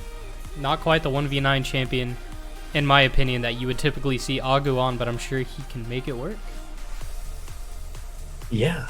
The good thing with this Mordekaiser pick is that it's extremely good into Malphite. And it's just, I think it's actually maybe not that bad. He doesn't have anything that's really going to kite him, right? Like Mordekaiser can really struggle against champions that will kite him. Stuff like Vayne, right?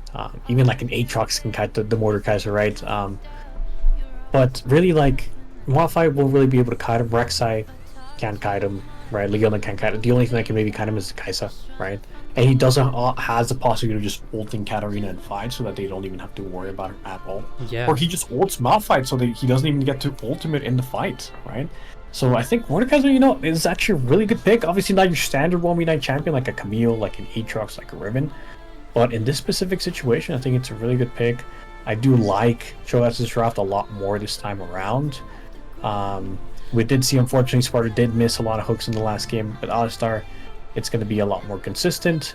And it looks like they are just putting Fate Order on Ziggs duty. So it's like, hey, don't worry, just clear waves, you know, do your best. We'll have you from taking turrets, and we'll take care of the rest. Yeah, we're definitely looking at an interesting game here. I do like Team CHO's comp a lot. I like it a lot. We have been seeing a lot more play from Leona recently for, I want to say for like a solid year there almost. Leona was barely getting any play time, at least in my games. But she's definitely come back into the meta as a very strong pick, as she always has been. Just very reliable, great CC, great setup, very long range ultimate to just land a massive teamfight setup. So curious to see how Team Top is able to make this work. I do really like both comps here. I do really like both comps. Yeah. And I think, again, very competitive. I think they're both very even. I think just the fact that Pink Spam has Kai'Sa, just that alone is enough for me to not give the draft win over Terrors of the Rift that easily. I do still slightly favor them in this draft. Unlike the last draft, that it was like pretty even for the most part. But yeah, I mean, Pink Spam's Kai'Sa has just been shown to perform over and over again, and it's just like always will be that threat, that thing that you always have to look out for. But yeah, despite me thinking that Terra's draft is a little bit better, I think we still have to worry about Pink Spam's Kai'Sa. We do, this yeah. Katarina pick is a huge question mark. Huge question mark for me as well. Yeah, it's just going to be so hard to execute on. We're going to have to hope in this case that Sinja has a lot of experience on the Katarina because just a mediocre Katarina is not going to be able to perform in this game. I'll just say it now. It's a hard champion to pull off. As much as I hate playing against the champion myself, I can't help but be impressed when someone just completely 1v9s on the champion. So very high APM stuff. My fingers don't work like that anymore. Maybe when I was 18, but I definitely can't pull that off. So. Thank you for the Hydrate Redemption. Angry Enchilada, I know you redeemed Show Lulu. I don't know where she's at right now, but I'll make sure we do it by the end of stream for sure. Interesting about the Katarina pick, I just looked at Sinja's kind of mastery points. He has a total of 1,885,680 points on Katarina. Okay. So yeah, I think they definitely know how to play Katarina, I would say. Otherwise, I'd be a little bit bored after that many mastery points for sure. yeah, I don't even have a million on any champion actually. Yeah, me either. I think my highest is like 250k or something like that. I made a new champion every season, but Talia has stuck with me pretty recently. Nice. We do have a minute left on the spectator delay. We're in for a very exciting game. And yeah, I think it's going to be down to Aru once again. I think Perpetuous is in a way more comfortable pick this time around. I think Adrid isn't a pick that can really pump out damage. I just really like the draft. I'm a fan of the draft. The other side is Stinging Chicken. I'm interested to see his Rek'Sai that has been banned so much, right? We're going to see if he actually lives up to the reason why it's been banned. Angry Enchilada, obviously they're just putting him on kind of like weak side duty, weak side tank, utility duty, right? So his objective never will be to win the lane against Aru. His best is just like hold, do your best and then help us out in later parts of the game, right? But yeah, Things on Skysa, scary thing, which obviously I think Comic Hero has also been performing. And yeah, I mean, really I'm just excited to see this Rek'Sai pick, see why it's been banned by Singing Chick, and the Katarina pick, that's literally Sinja's most played champion. We'll see if he actually performs.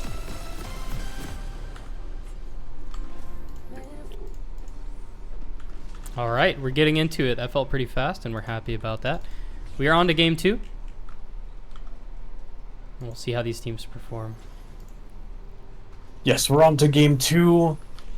Exciting series so far. We'll see how this game 2 plays out. But we do have the classic level 1, everyone doing the classic 5-point system. We'll see if we see any wards this time around.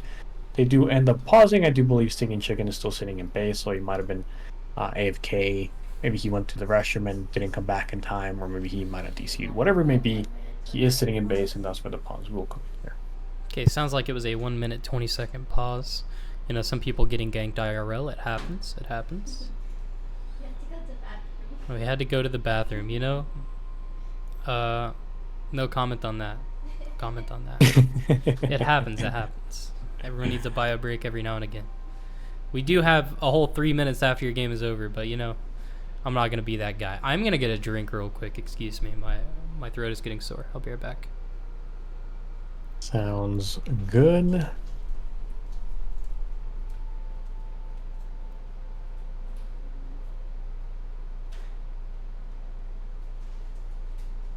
Meanwhile, just to expand a little bit more on the draft situation that we have going, we've already talked a lot about this draft. I think more than that, it's just going to come down to, can these guys play their champions? Can this guy pilot the champions? Because on paper, a draft can look good, champions can look good, the matchup can look good. But at the end, the only thing that matters, the main thing that matters, I would say, is can the player pilot a champion? And can the player pilot the champion to enough of a proficiency that it will make an impact in the comp? So that's exactly what we are going to find out here. Looks like the pause has ended and we are going to get back into the game. A bit of the classic freeze after the unpause happens. Completely normal stuff. So don't worry, we don't need to panic. It will unpause here in just a second. Yeah, so I didn't hear what you were talking about when I stepped away for that quick second, but how do you feel about this mid lane matchup in general? I feel like myself, it might even go into Katarina's favor. I just feel like Yone has a great laning phase, but his abilities are all very telegraphed, and that's what Katarina likes playing against. Anytime that she's able to reactively shampoo, she can get a lot of value in those situations where where the most important cooldowns on a champion are very, very obvious, very telegraphed in general. So I think the mid lane matchup may be favored for her. We will see, though. Yeah, I definitely can.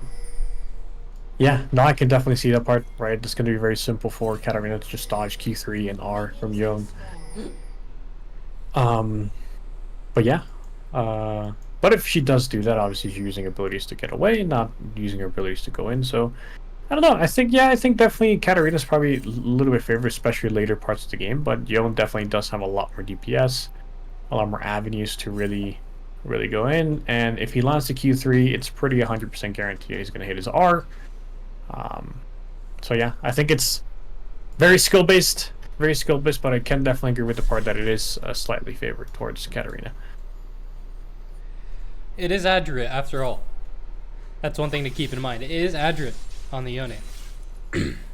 Definitely taking his aggressive trades here at the start. We have a D-ring start from Katarina, which is a little bit more standard in melee matchups. Some people will go for the Dark Seal 3 pots, but the starting items such as Dorn's Shield, Dorn's Ring, Dorn's Blade have all been very, very buffed. So it makes starting things like Tier, or even the first component Tier first item, or Dark Seal, it makes those just a little bit less value. Yeah, absolutely. Yeah, and we do see that Adrit obviously getting a really good trade. A really good trade happening in the bot lane. They will knock Leona bet. They will ignite her. She will have to flash away. Promic having to burn his flash very early on. And Cho'Gath's balling off to a really good start. Bet Yorda already showing why they should have played him in the first game from the very beginning. Yeah. Looks like we will see a level 3 coming in from Rek'Sai here. He does still have flash. He can definitely still flash at any moment. Looks like Adrit will be forced to flash away. And Stinging Chicken will lose a bit of time. Looks like a fight going on in the bot lane. They will go in on Ziggs. He doesn't have too much damage. They're exhausting the Alistar. Yoro is forced to flash away. He will be left with very low HP. He will land on Leona, but there will be first blood for Promic onto Sparta here. So despite the good level 2 situation from Yoro to Sparta, it's still a first blood going over to top. Yeah, really good. You see Aggro invading the top lane. Look at this Chad plays coming in from Aggro. He's like, okay, I can't kill my fight, well, I'm just going to go kill your jungler. This is a very classic Agu play as well. Anytime he's able to secure pry on the top lane, he will go for a play like this. So definitely important to address Agu's potential picks here just for this case. If he gets a counter pick, he will go for that play, and it makes your life a lot harder. Fortunately, Stinging Chicken not going to lose a ton in this case. Will be able to secure the top grab as well, but he is a little bit delayed on the clear compared to the Viego.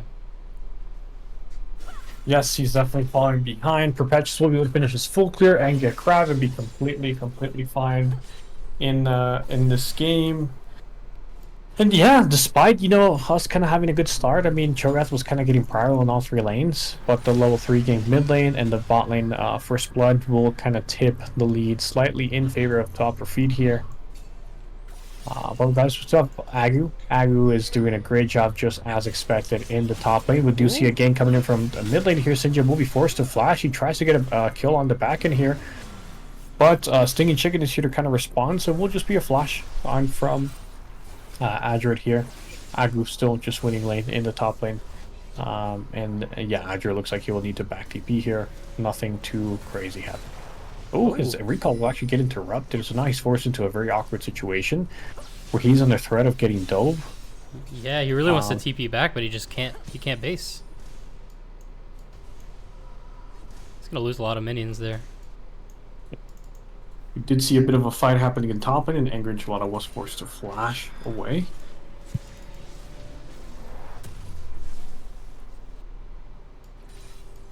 Well, middle lane is already looking very good for Sinja, which is what we want to see whenever we pick something like Katarina. Her laning phase is not the strongest, but in certain matchups it can definitely work, especially if you have some jungle assistance. Very nice outplay on the gank. Did get the flash forced out, but should be more than okay to try and contest this upcoming dragon fight. I would argue that the Katarina level 6 gets a bit more value than the Yone, and I think that's just purely because Yone really has to play it properly, really has to set it up, whereas Katarina just finds a good angle where they're grouped up, ERs in, and then plays the Shum post to dodge the CC. A lot more options for Katarina, I should say. We are seeing Sting Chicken on vision here, potentially still looking for the bot gank. He will be able to tunnel over the wall. Will he get knocked under tower, though? He won't. He will perfectly unburrow at the same time Sparta uses the headbutt to to actually prevent himself from getting knocked under tower, cancel Sparter, get a little bit of damage on them, and start to get a little bit more priority over this dragon. Once again, we have Katarina rotating over. She is level 6. Perpetuous trying his best to get the camps here, but will we see an aggressive play by Sinja onto Perpetuous? We will see. We have 4v3 in the bot lane. Yone's not able to rotate over quite yet. We do see a flash come through from Sparter. Flash headbutt pulverize, forcing the flash out from Stinging Chicken. But Sinja is in the position right here. This is where all of my solo queue games are ruined. It's a 4v3 bot lane. Katarina's here. There's no way for them to dive Faint Yordle, but they will probably just transition over to this dragon. And Sinja will sack the wave in order to make this happen. Just you're probably having PTSD here when you know, limited roams and you're spam pinging that he's roaming and then your team goes in anyways. Say stop, it's 4v3, it's 4v3, it's 4v3, everyone dies. Everyone dies.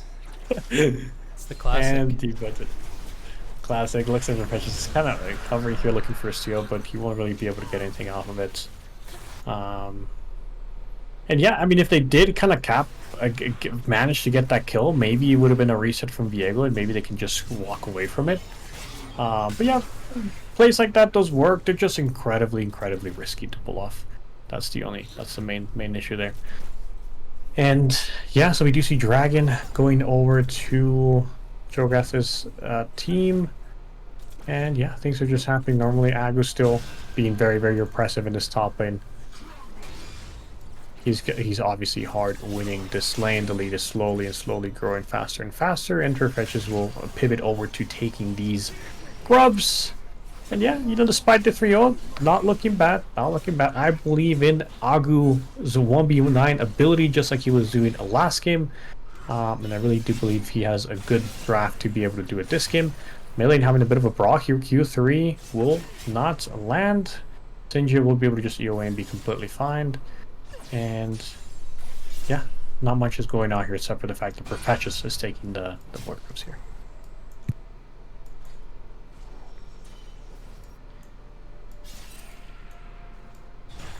We do have Katarina taking the recall on a potential gank timer for Stinging Chicken, but willing to give it away, just TP back in.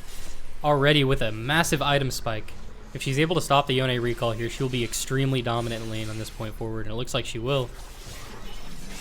Disciplined with the Shunpo, not going to use it, knowing Adrit's probably going to go for the trade here. And she just needs to delete this wave to try and take some value away from Adrit. Looks like he's going to opt to stay at such a heavy item disadvantage. It's very scary for him.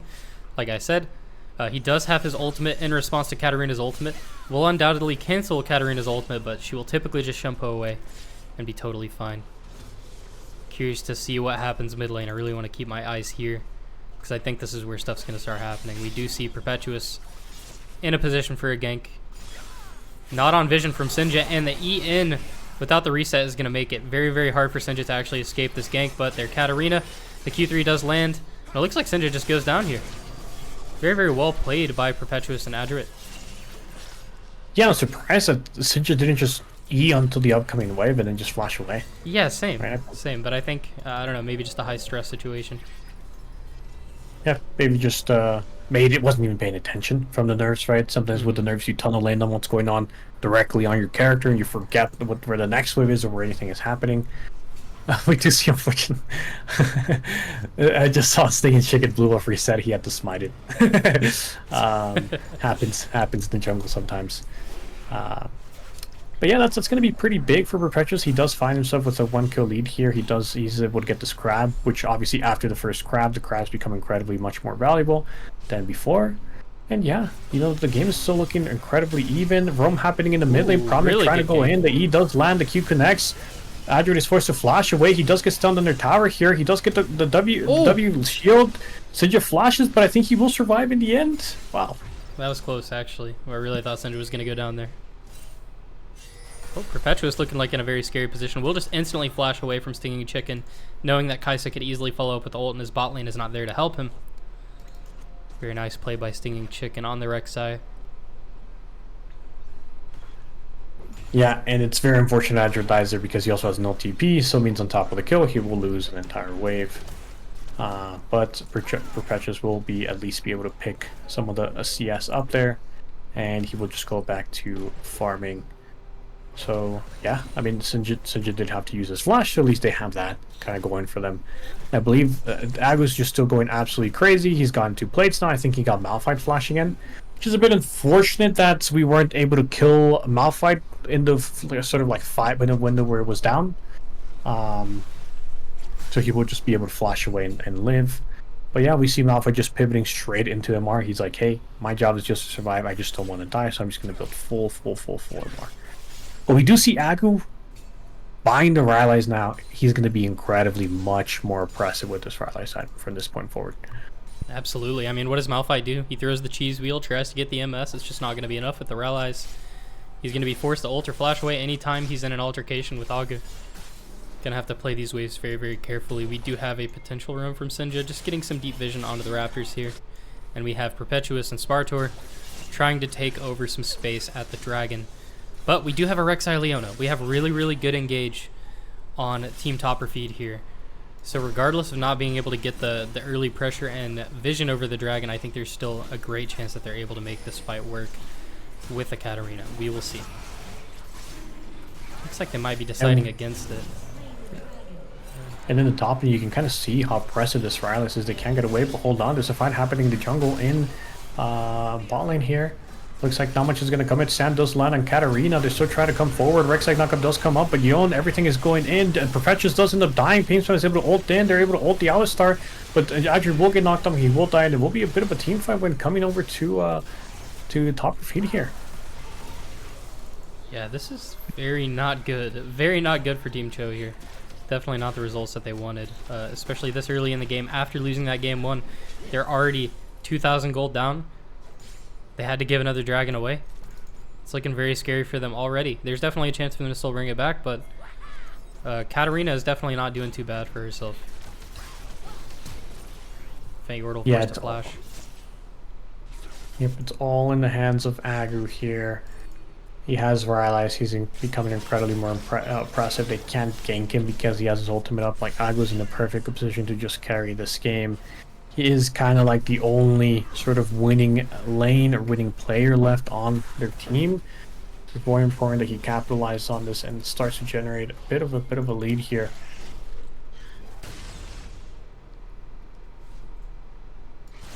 Stinging Chicken is thinking about ganking top, but I mean, Mordekaiser has ults. So it's just not really a possibility. Yeah, he's just kind of an unstoppable wall at this point. Once he starts grouping for these team fights, things will change quite a bit for Team CHO here. But they need to play very carefully up until that point.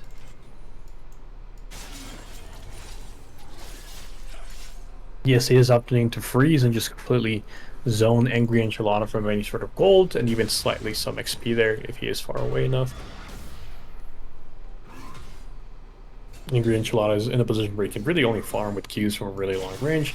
Adrian going to look for a quick trade here on Katarina, but he doesn't really win the trades anymore because Katarina just spiked with her Lichman here, so it's going to be definitely a lot more difficult for Adrian to pilot this lane, at least until he gets this item. Stingy Chicken playing like he wants to look for the dive here, but Perpetuous is rotating to his side. This could be very, very bad for Sinja and Stingy Chicken. Yeah, Sinja's just going to say, sorry, bro. This was not the play. I'm going to have to back off. Perpetuous was here the whole time. And that's going to be a free kill going on to the Viego. Yeah, really nice stuff. Just being at the right place at the right time. And will be another kill going in for Perpetuous. And we do see that Perpetuous is actually quite a bit of CS ahead. We do see a roam situation happen in the mid lane. The supports will find each other, but Promig will just be able to escape. Perpetuous is looking to just clear wards, add a bit more safety to his bot lane. I think he might just be sitting here looking for a gank. Oh, Promec in an uncomfortable position here. Perpetuous is here, but they choose not to go for the engagement, knowing that Rek'Sai is likely nearby. And I will interrupt this casting to say, iProfit, thank you so much for the gifting. I appreciate it. The 2 gifted tier 1 subs by Mr. iProfit. We appreciate that. Profit coming in and clutch with the sub gifts. We do see a gank happening in the mid lane, but Archer was in his E, so he'll just be able to E away completely fine. And yeah, we find Stinking Chicken trying to find these gank opportunities, but he hasn't really found any you actually see the Perpetuous is 2 levels ahead in this jungle matchup. Ooh. Promic trying to go in this matchup, but he is forced to flash away because he was going in on 4 people. They are kind of running away here. And Perpetuous will just go back to farming. Nothing comes of it. Promic makes a bit of a blunder there going in into 4 people, but it just means that he has to trade his flash and not his life for it. Nothing, no result there. It's kind of surprising to see. I expected Promic to try and stay in that just a little bit longer. Maybe trade some HP for some time for his team to get there, but it looks like they just called that one off pretty quickly. So he was able to keep a lot of resources in this case outside of the flash, and they should be able to maintain some space over the dragon. Getting the vision control. Fent Yordle might be looking to get dove here. We do have Alistar almost on the way back, and the wave is now dead. Really good wave clear by Fent Yordle. Lots of AoE. Senja really looking to make a play happen here. This is very risky in my opinion, but the headbutt, the pulverize not landing there. Very, very big cooldown for them. On the top side, they might be looking to trade a dive here as well, but we have Singing Chicken also hovering too, so it could be a 2v2 situation. And we have Katarina going back mid. Yep. You see Agri coming in to cover for the dive. Really good on him to do that. Katarina's back mid, so we know that they're no longer tied. Perpetuous getting the Herald. He's pretty much gotten every single grub, every single Herald. He's got a dragon on top of all of that, so Perpetuous doing a way better job this time around. Really good jungle situation that he's putting himself in. We also see that Agu got first tower. Took him a while. Slowly but surely he was able to finally get it. And we might be looking for a mid tower here as well, while Copper Feed is looking to take this dragon. Okay, not looking bad. Despite the A2 situation in the kill lane, I mean, Cho'Gath's team is getting a lot of turrets, a lot of grubs, a lot of heralds, and we might see a fight happening here in the mid lane.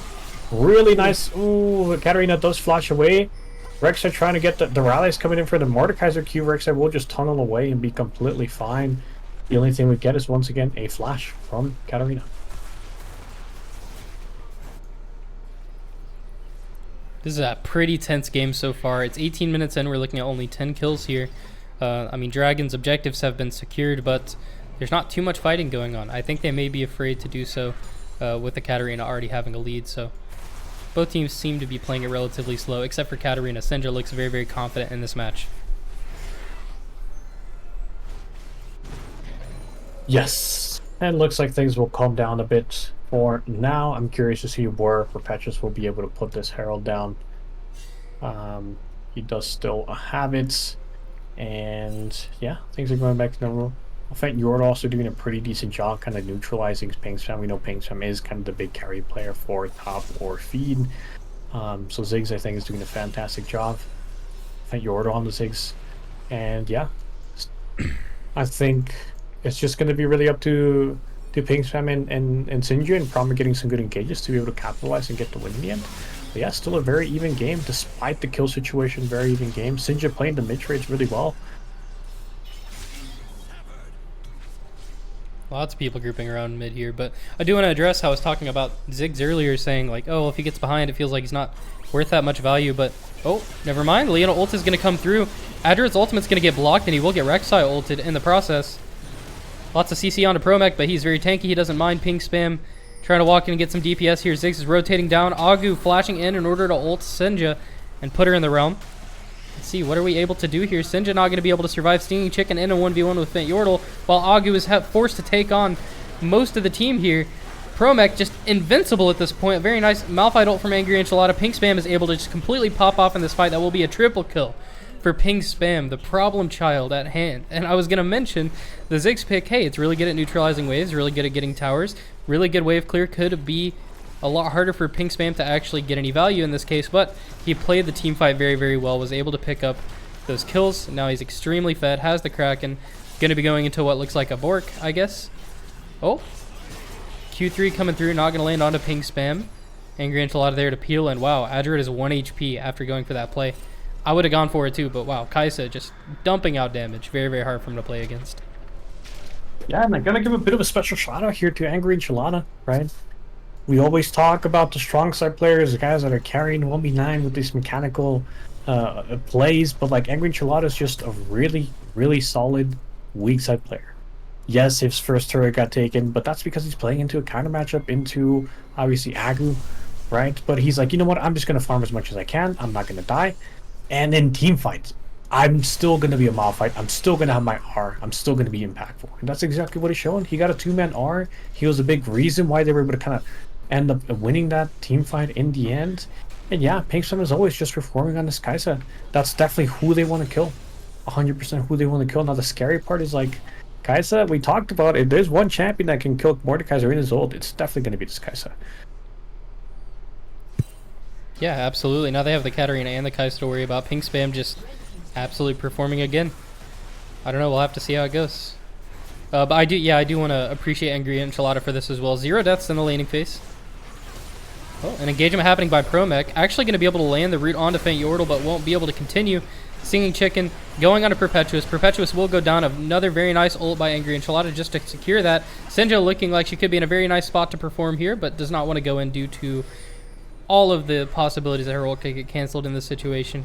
Looks like they're going to continue playing for the siege here. They don't have Malphite ultimate. Their engage is definitely lacking with 2 of the key ultimates down from their team. So they're just going to take the reset here, address Agu on the bot side, and potentially look to turn this into a dragon fight. Yeah, another successful fight coming in from top of feed here. Agu does get a bit of damage down on the top lane turret, but despite the counter pick in the top lane, the first tower, really Angry Enchilada only finds himself being behind 5 CS. So he's completely okay with the situation that he's come across. Doing a fantastic job playing on this weak side. He is getting traded on here quite a bit. The dragon will be coming up, the herald will be dropped. But we find Cho'Gath being a bit late to the dragon, so top will be able to push the waves and be on this dragon in time. But a lot of damage going down in this Malphite. He will get ulted by Mordekaiser, so it turns into a 1v1 situation. But meanwhile, there's Malphite will go down, but there's another entire fight happening in the jungle. Sparta kind of getting caught out here. E gonna be landing on Ziggs. Kai'Sa coming in. Katarina looking for a triple kill here, but a stun will land on Leona. Ooh, the amount of damage Katarina is able to pull up, but they will pick her up in the end. Agu is the last man standing here. He is taking a ton of damage. Oh. And he will go down in the end. Looks like Promech is able to flash out and will not die to the turret damage. Wow. Topper Feed showed up today. That's all I'm going to say. Topper Feed absolutely showed up today. Everyone just playing very, very well. Just very solid plays all around. Everyone is playing a fantastic. Sinja showing why he has so many points on Katarina. He was able to pump out a ton of damage in that team fight despite, I mean, they just killed all them below their tower, right? So really, really well played by top or feed there in that case. And Promech just been consistent. I really like his mentality. I really like, you know, Kai'Sa's been working. Kai'Sa is how we win the game, so let's not try to fix it up or switch it up. So yeah, really, really good players all around. I mean, everyone understands their role. They understand it well. And they're doing a good job executing the role. So definitely a good job on their part for sure. But as we saw the last game, we did see kind of the same situation where, you know, Cho'Gath was a bit behind and they were still able to make some very, very impactful team fights. So I'll never count it over quite just yet, especially if we have a player like Agu in the game. Yeah, absolutely. I just am so impressed with the way Topper Feed has been playing this out today.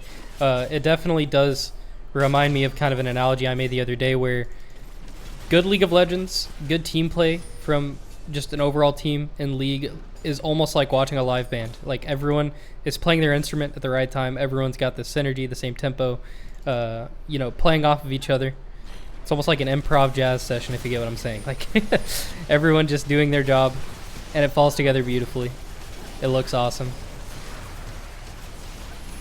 You know, Promech with some really good engages, yeah. Yes, and I think that's a really, really good analogy. I think not all 5 people have to be the carry. I think everyone has an individual role to play towards, right? And the winning team is just like they understand their role and they play it to perfection, right? So really good stuff, really good stuff. That's a really good analogy. And it will be, looks like it will be Baron going over top. Agu does get another solo kill and gets a tier 2 turret, which will be a lot of gold going over to him. He actually is in a very favorable spot. He does have a lot of gold. So again, like despite the situation, I think Cho'Gath is definitely, they get another turret here as well.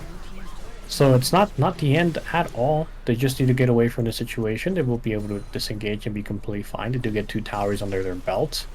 And yeah, but now I'm actually seeing it's impossible for Angry Enchilada to really sideline in this game. If Agu just lands one Q, he's never going to be able to get away with him with the rallies that he has. Ooh, Oh, we do see Pro-Mac caught out. Edric kind of baited Leona into an engage. He does not flash anymore as well. He will go down. Shutdown going over. But the Eagles wide. Oh, that's We not still good. have. We're trying really hard to kill the ping spam here, but everything is just missing. The stun will finally land. The knockup does come through, but everything just missing. Ping spam is just dodging everything. Really good Malfighter coming in the backline here. He does end up ulting. Does end up killing it. He will pick up. Ooh, barely not enough damage to pick up the Kaisa at the end there. There will be a win going over to Cho'Gath's team. Man, and like I said in the last game, it's like it could look like a really good team fight. It could look like a really good Leona, but if you miss the Leona E, if you miss the Yonar, like it's just doesn't matter if it's a good team fight. You're still gonna lose out in the end. It was close. It was definitely close. They had a really good opening on Leona there. We're able to take him down, but once again, Pink Spam being the lead guitarist of this band, just absolutely performing. And Exactly, Yone is doing a just really two good job. behind.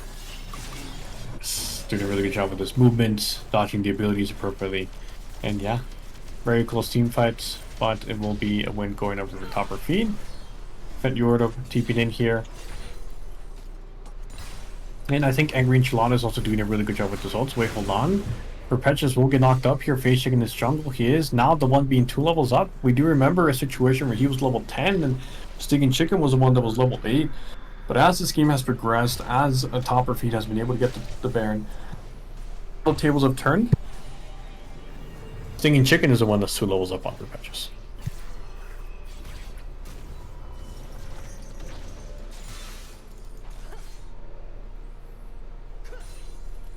We do have the Soul coming up here in 40 seconds. This is do or die moment for Cho'Gath. It's very important that if they want to keep themselves in this game, that they are able to deny the Soul from getting taken. Angry Enchilada is not even bothering with going over to the side lane now. He's just going mid and grouping up with this team. Angry Enchilada's been doing a really good job with his ult. He's not looking to dive the back line. He's not looking to soul kill or kill anyone. He understands that his role is just to peel and keep Kaisa alive. Ooh, and ooh, Perpetuous will get caught out here. And that's a very, very important death. We're looking to aim. We're looking to phase check the jungle. Well, we don't know where any of them are. And he will just get caught, and that will be Soul going over to Topper feed here.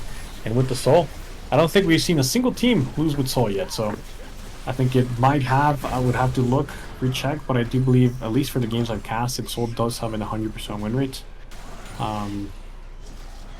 We do see they try to make some sort of cross-map play by giving up the dragon, but Angry Enchilada doing a really good job just playing safe, playing the weak side just fine, and not dying.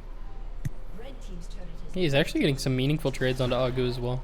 Agu does have a lot of healing, so not sure how much it matters, but Angry Enchilada definitely showed up this game after being countered in lane. He still, once again, kept up relatively close to Agu in CS, didn't die ever in lane until this kind of later on portion of the game. Just doing a very, very good job contesting one of the strongest players of Team CHO here. Adrit will go down. Poor Adrit. Doesn't really feel like he gets to play the game. We know that Yone lost a lot of power whenever lethal tempo is removed. Sparta potentially looking for a play here. If they're able to get a combo onto Pink Spam, that could have been turned into something very nice, but I think just due to the lack of vision and the knowledge that they are as behind as they are, they choose not to go for it. But at this point in the game, you've got to make risky plays. It's game 2. The enemy team's already got a game up on you. You've got to try and make something happen here before the game is over. We do see Pro-Mac going for an ultimate on a Fent Yordle. Will not result into anything. It's a very big cooldown being utilized, but I don't think it's going to matter that much. They still have some fantastic engage on the side of Topper feed here. Yep, and the situation is definitely looking a bit more dire for top here. And yeah, we did talk about the mid lane matchup, right? Yeah, definitely Andrew is showing a bit, especially with Katarina being able to snowball and just get more items than Andrew. It actually becomes incredibly difficult. I mean, Katarina can just jump on you and chunk you to half health with a couple of abilities, right? What do you do against that? You don't have CC, you don't have damage. Because Yon is a champion that kind of needs to, give him some seconds to ramp up his damage to get going. But if he's not able to do that, it's incredibly hard for him to sideline.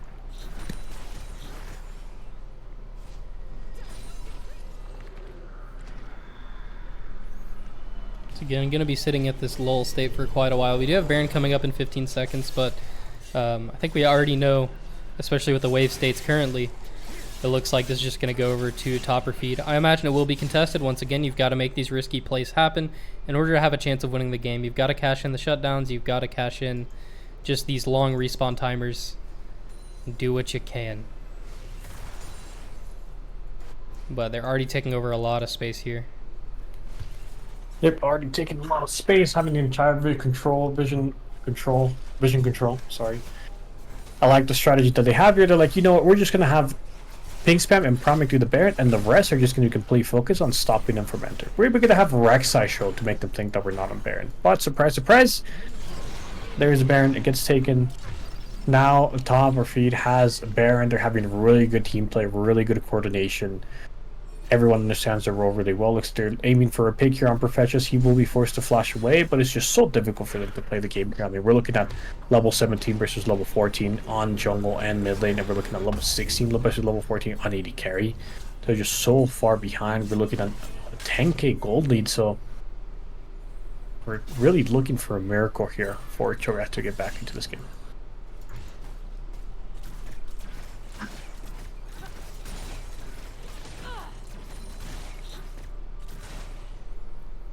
No objectives up for a while. We're looking at 2 minutes, a little over 2 minutes for the Elder Dragon.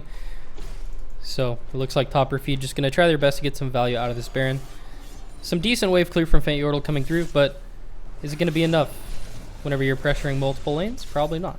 You've got to get everyone in position, get everyone in their lane assignments. Angry Enchilada is now a lot more comfortable being level 17. Really, really good items against the Mordekaiser here. He is not as afraid to side lane against Mordekaiser as he was previously. Yes, he's definitely in a much more comfortable spot here. He's the same levels. He's 3 items, only really an item behind, which he doesn't really mind too much. He just has so much MR, and Mordekaiser doesn't have that much penetration because he has opted in to go tank. So really, I think Angry Enchilada is in an extremely comfortable spot. He doesn't even have to be scared of aggro anymore at all, especially with the Mountain Drake on top of all that. Adju tries to look for Q3, but it will not land. We even see the fact that Singing Chicken is just 2 levels up on Azure as well. So yeah, it will be just a slow and steady siege. Top or feed doesn't want to take any risky plays. It will be the first inhib going down here. Then we'll transition into the second inhib. Just textbook League of Legends. Azure being forced to ult out is just a mess for Cho'Gath here. They are looking to engage a fight, but it's just too late. They're just too far ahead. There's just pretty much nothing they can do. Very difficult for them to even win any sort of fights. They're trying their best.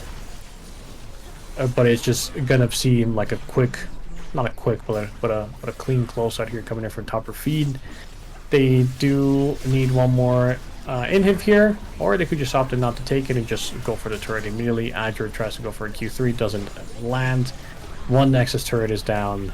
Yeah, I mean, top or feed, just looking at the champions now, like, think about how many health bars you have to chew through to even start getting resets for Viego, start getting some value for your team. I mean, ping spam, especially with the GA, Katarina with the mobility and the range. On top of these just other extremely beefy champions, like, who do you kill? How do you get a reset for Viego, especially when your Yone is relatively behind? It's hard for him to get in and just one-shot tanks as well, especially when they have so much peel on their team. So, just a very, very well-played series by top or feed. We see a 2-0. CHO, I think, definitely was one of our best teams here. But top or feed just showed up today, so they're going to be taking the victory for themselves, and they will be moving on to the semifinals. Yeah, top or feed kind of being the team alongside Bowling Cup fans. It's kind of surprised us, right? We didn't talk about them too much. We didn't talk about their possibilities of getting far into the tournament. And look at that. Look at this. They're now looking to be in the top 4 now. It's Bowling Cup fans. It is Together We Rise. It is Tryhards. And wait. It's top 3 now, right? I believe it's the only 3 teams. We should be. Let me see who we've got next. I forgot.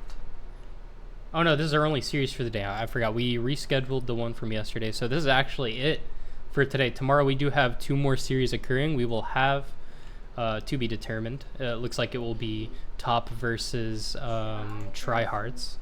And then after that we have TWR versus BCF, which will be a best of 5, by the way, because that's a winner bracket semifinals. So Yeah. Let's do a quick interview with them if you are available.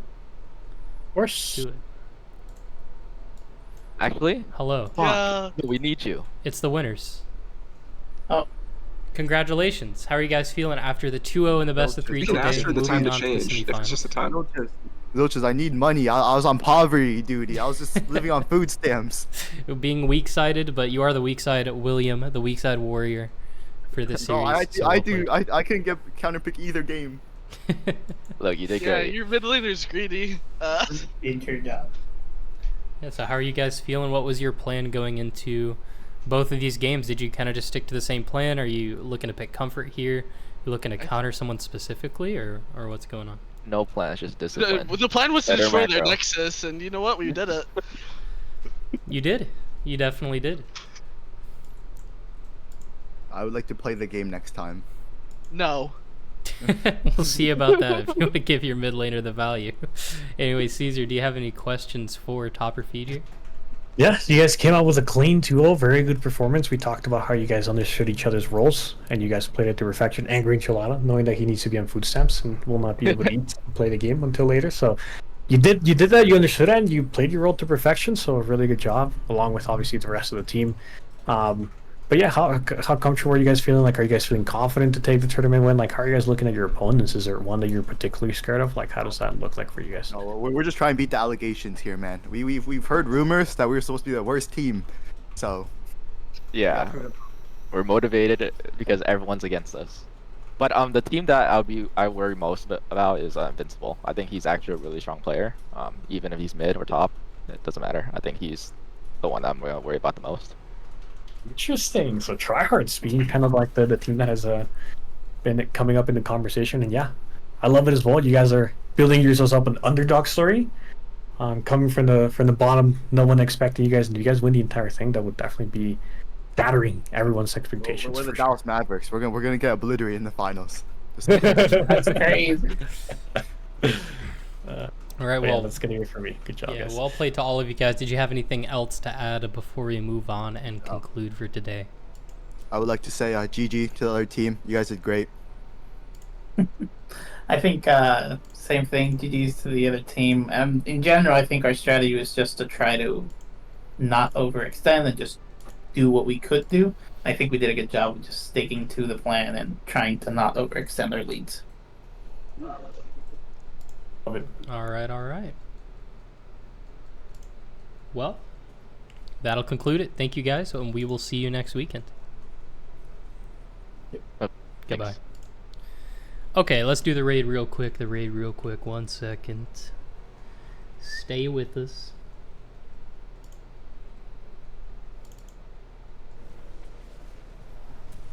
Halo Blades Kench player. Halo Blades Kench player. We're gonna raid the Halo Blades Kench player. Let me give you guys the prediction real quick. Topper Feed was victorious. Thank you guys for watching. Let's start this raid real quick.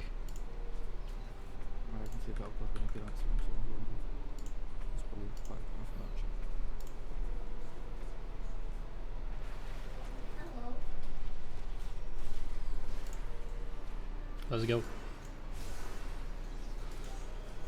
Thank you guys for watching.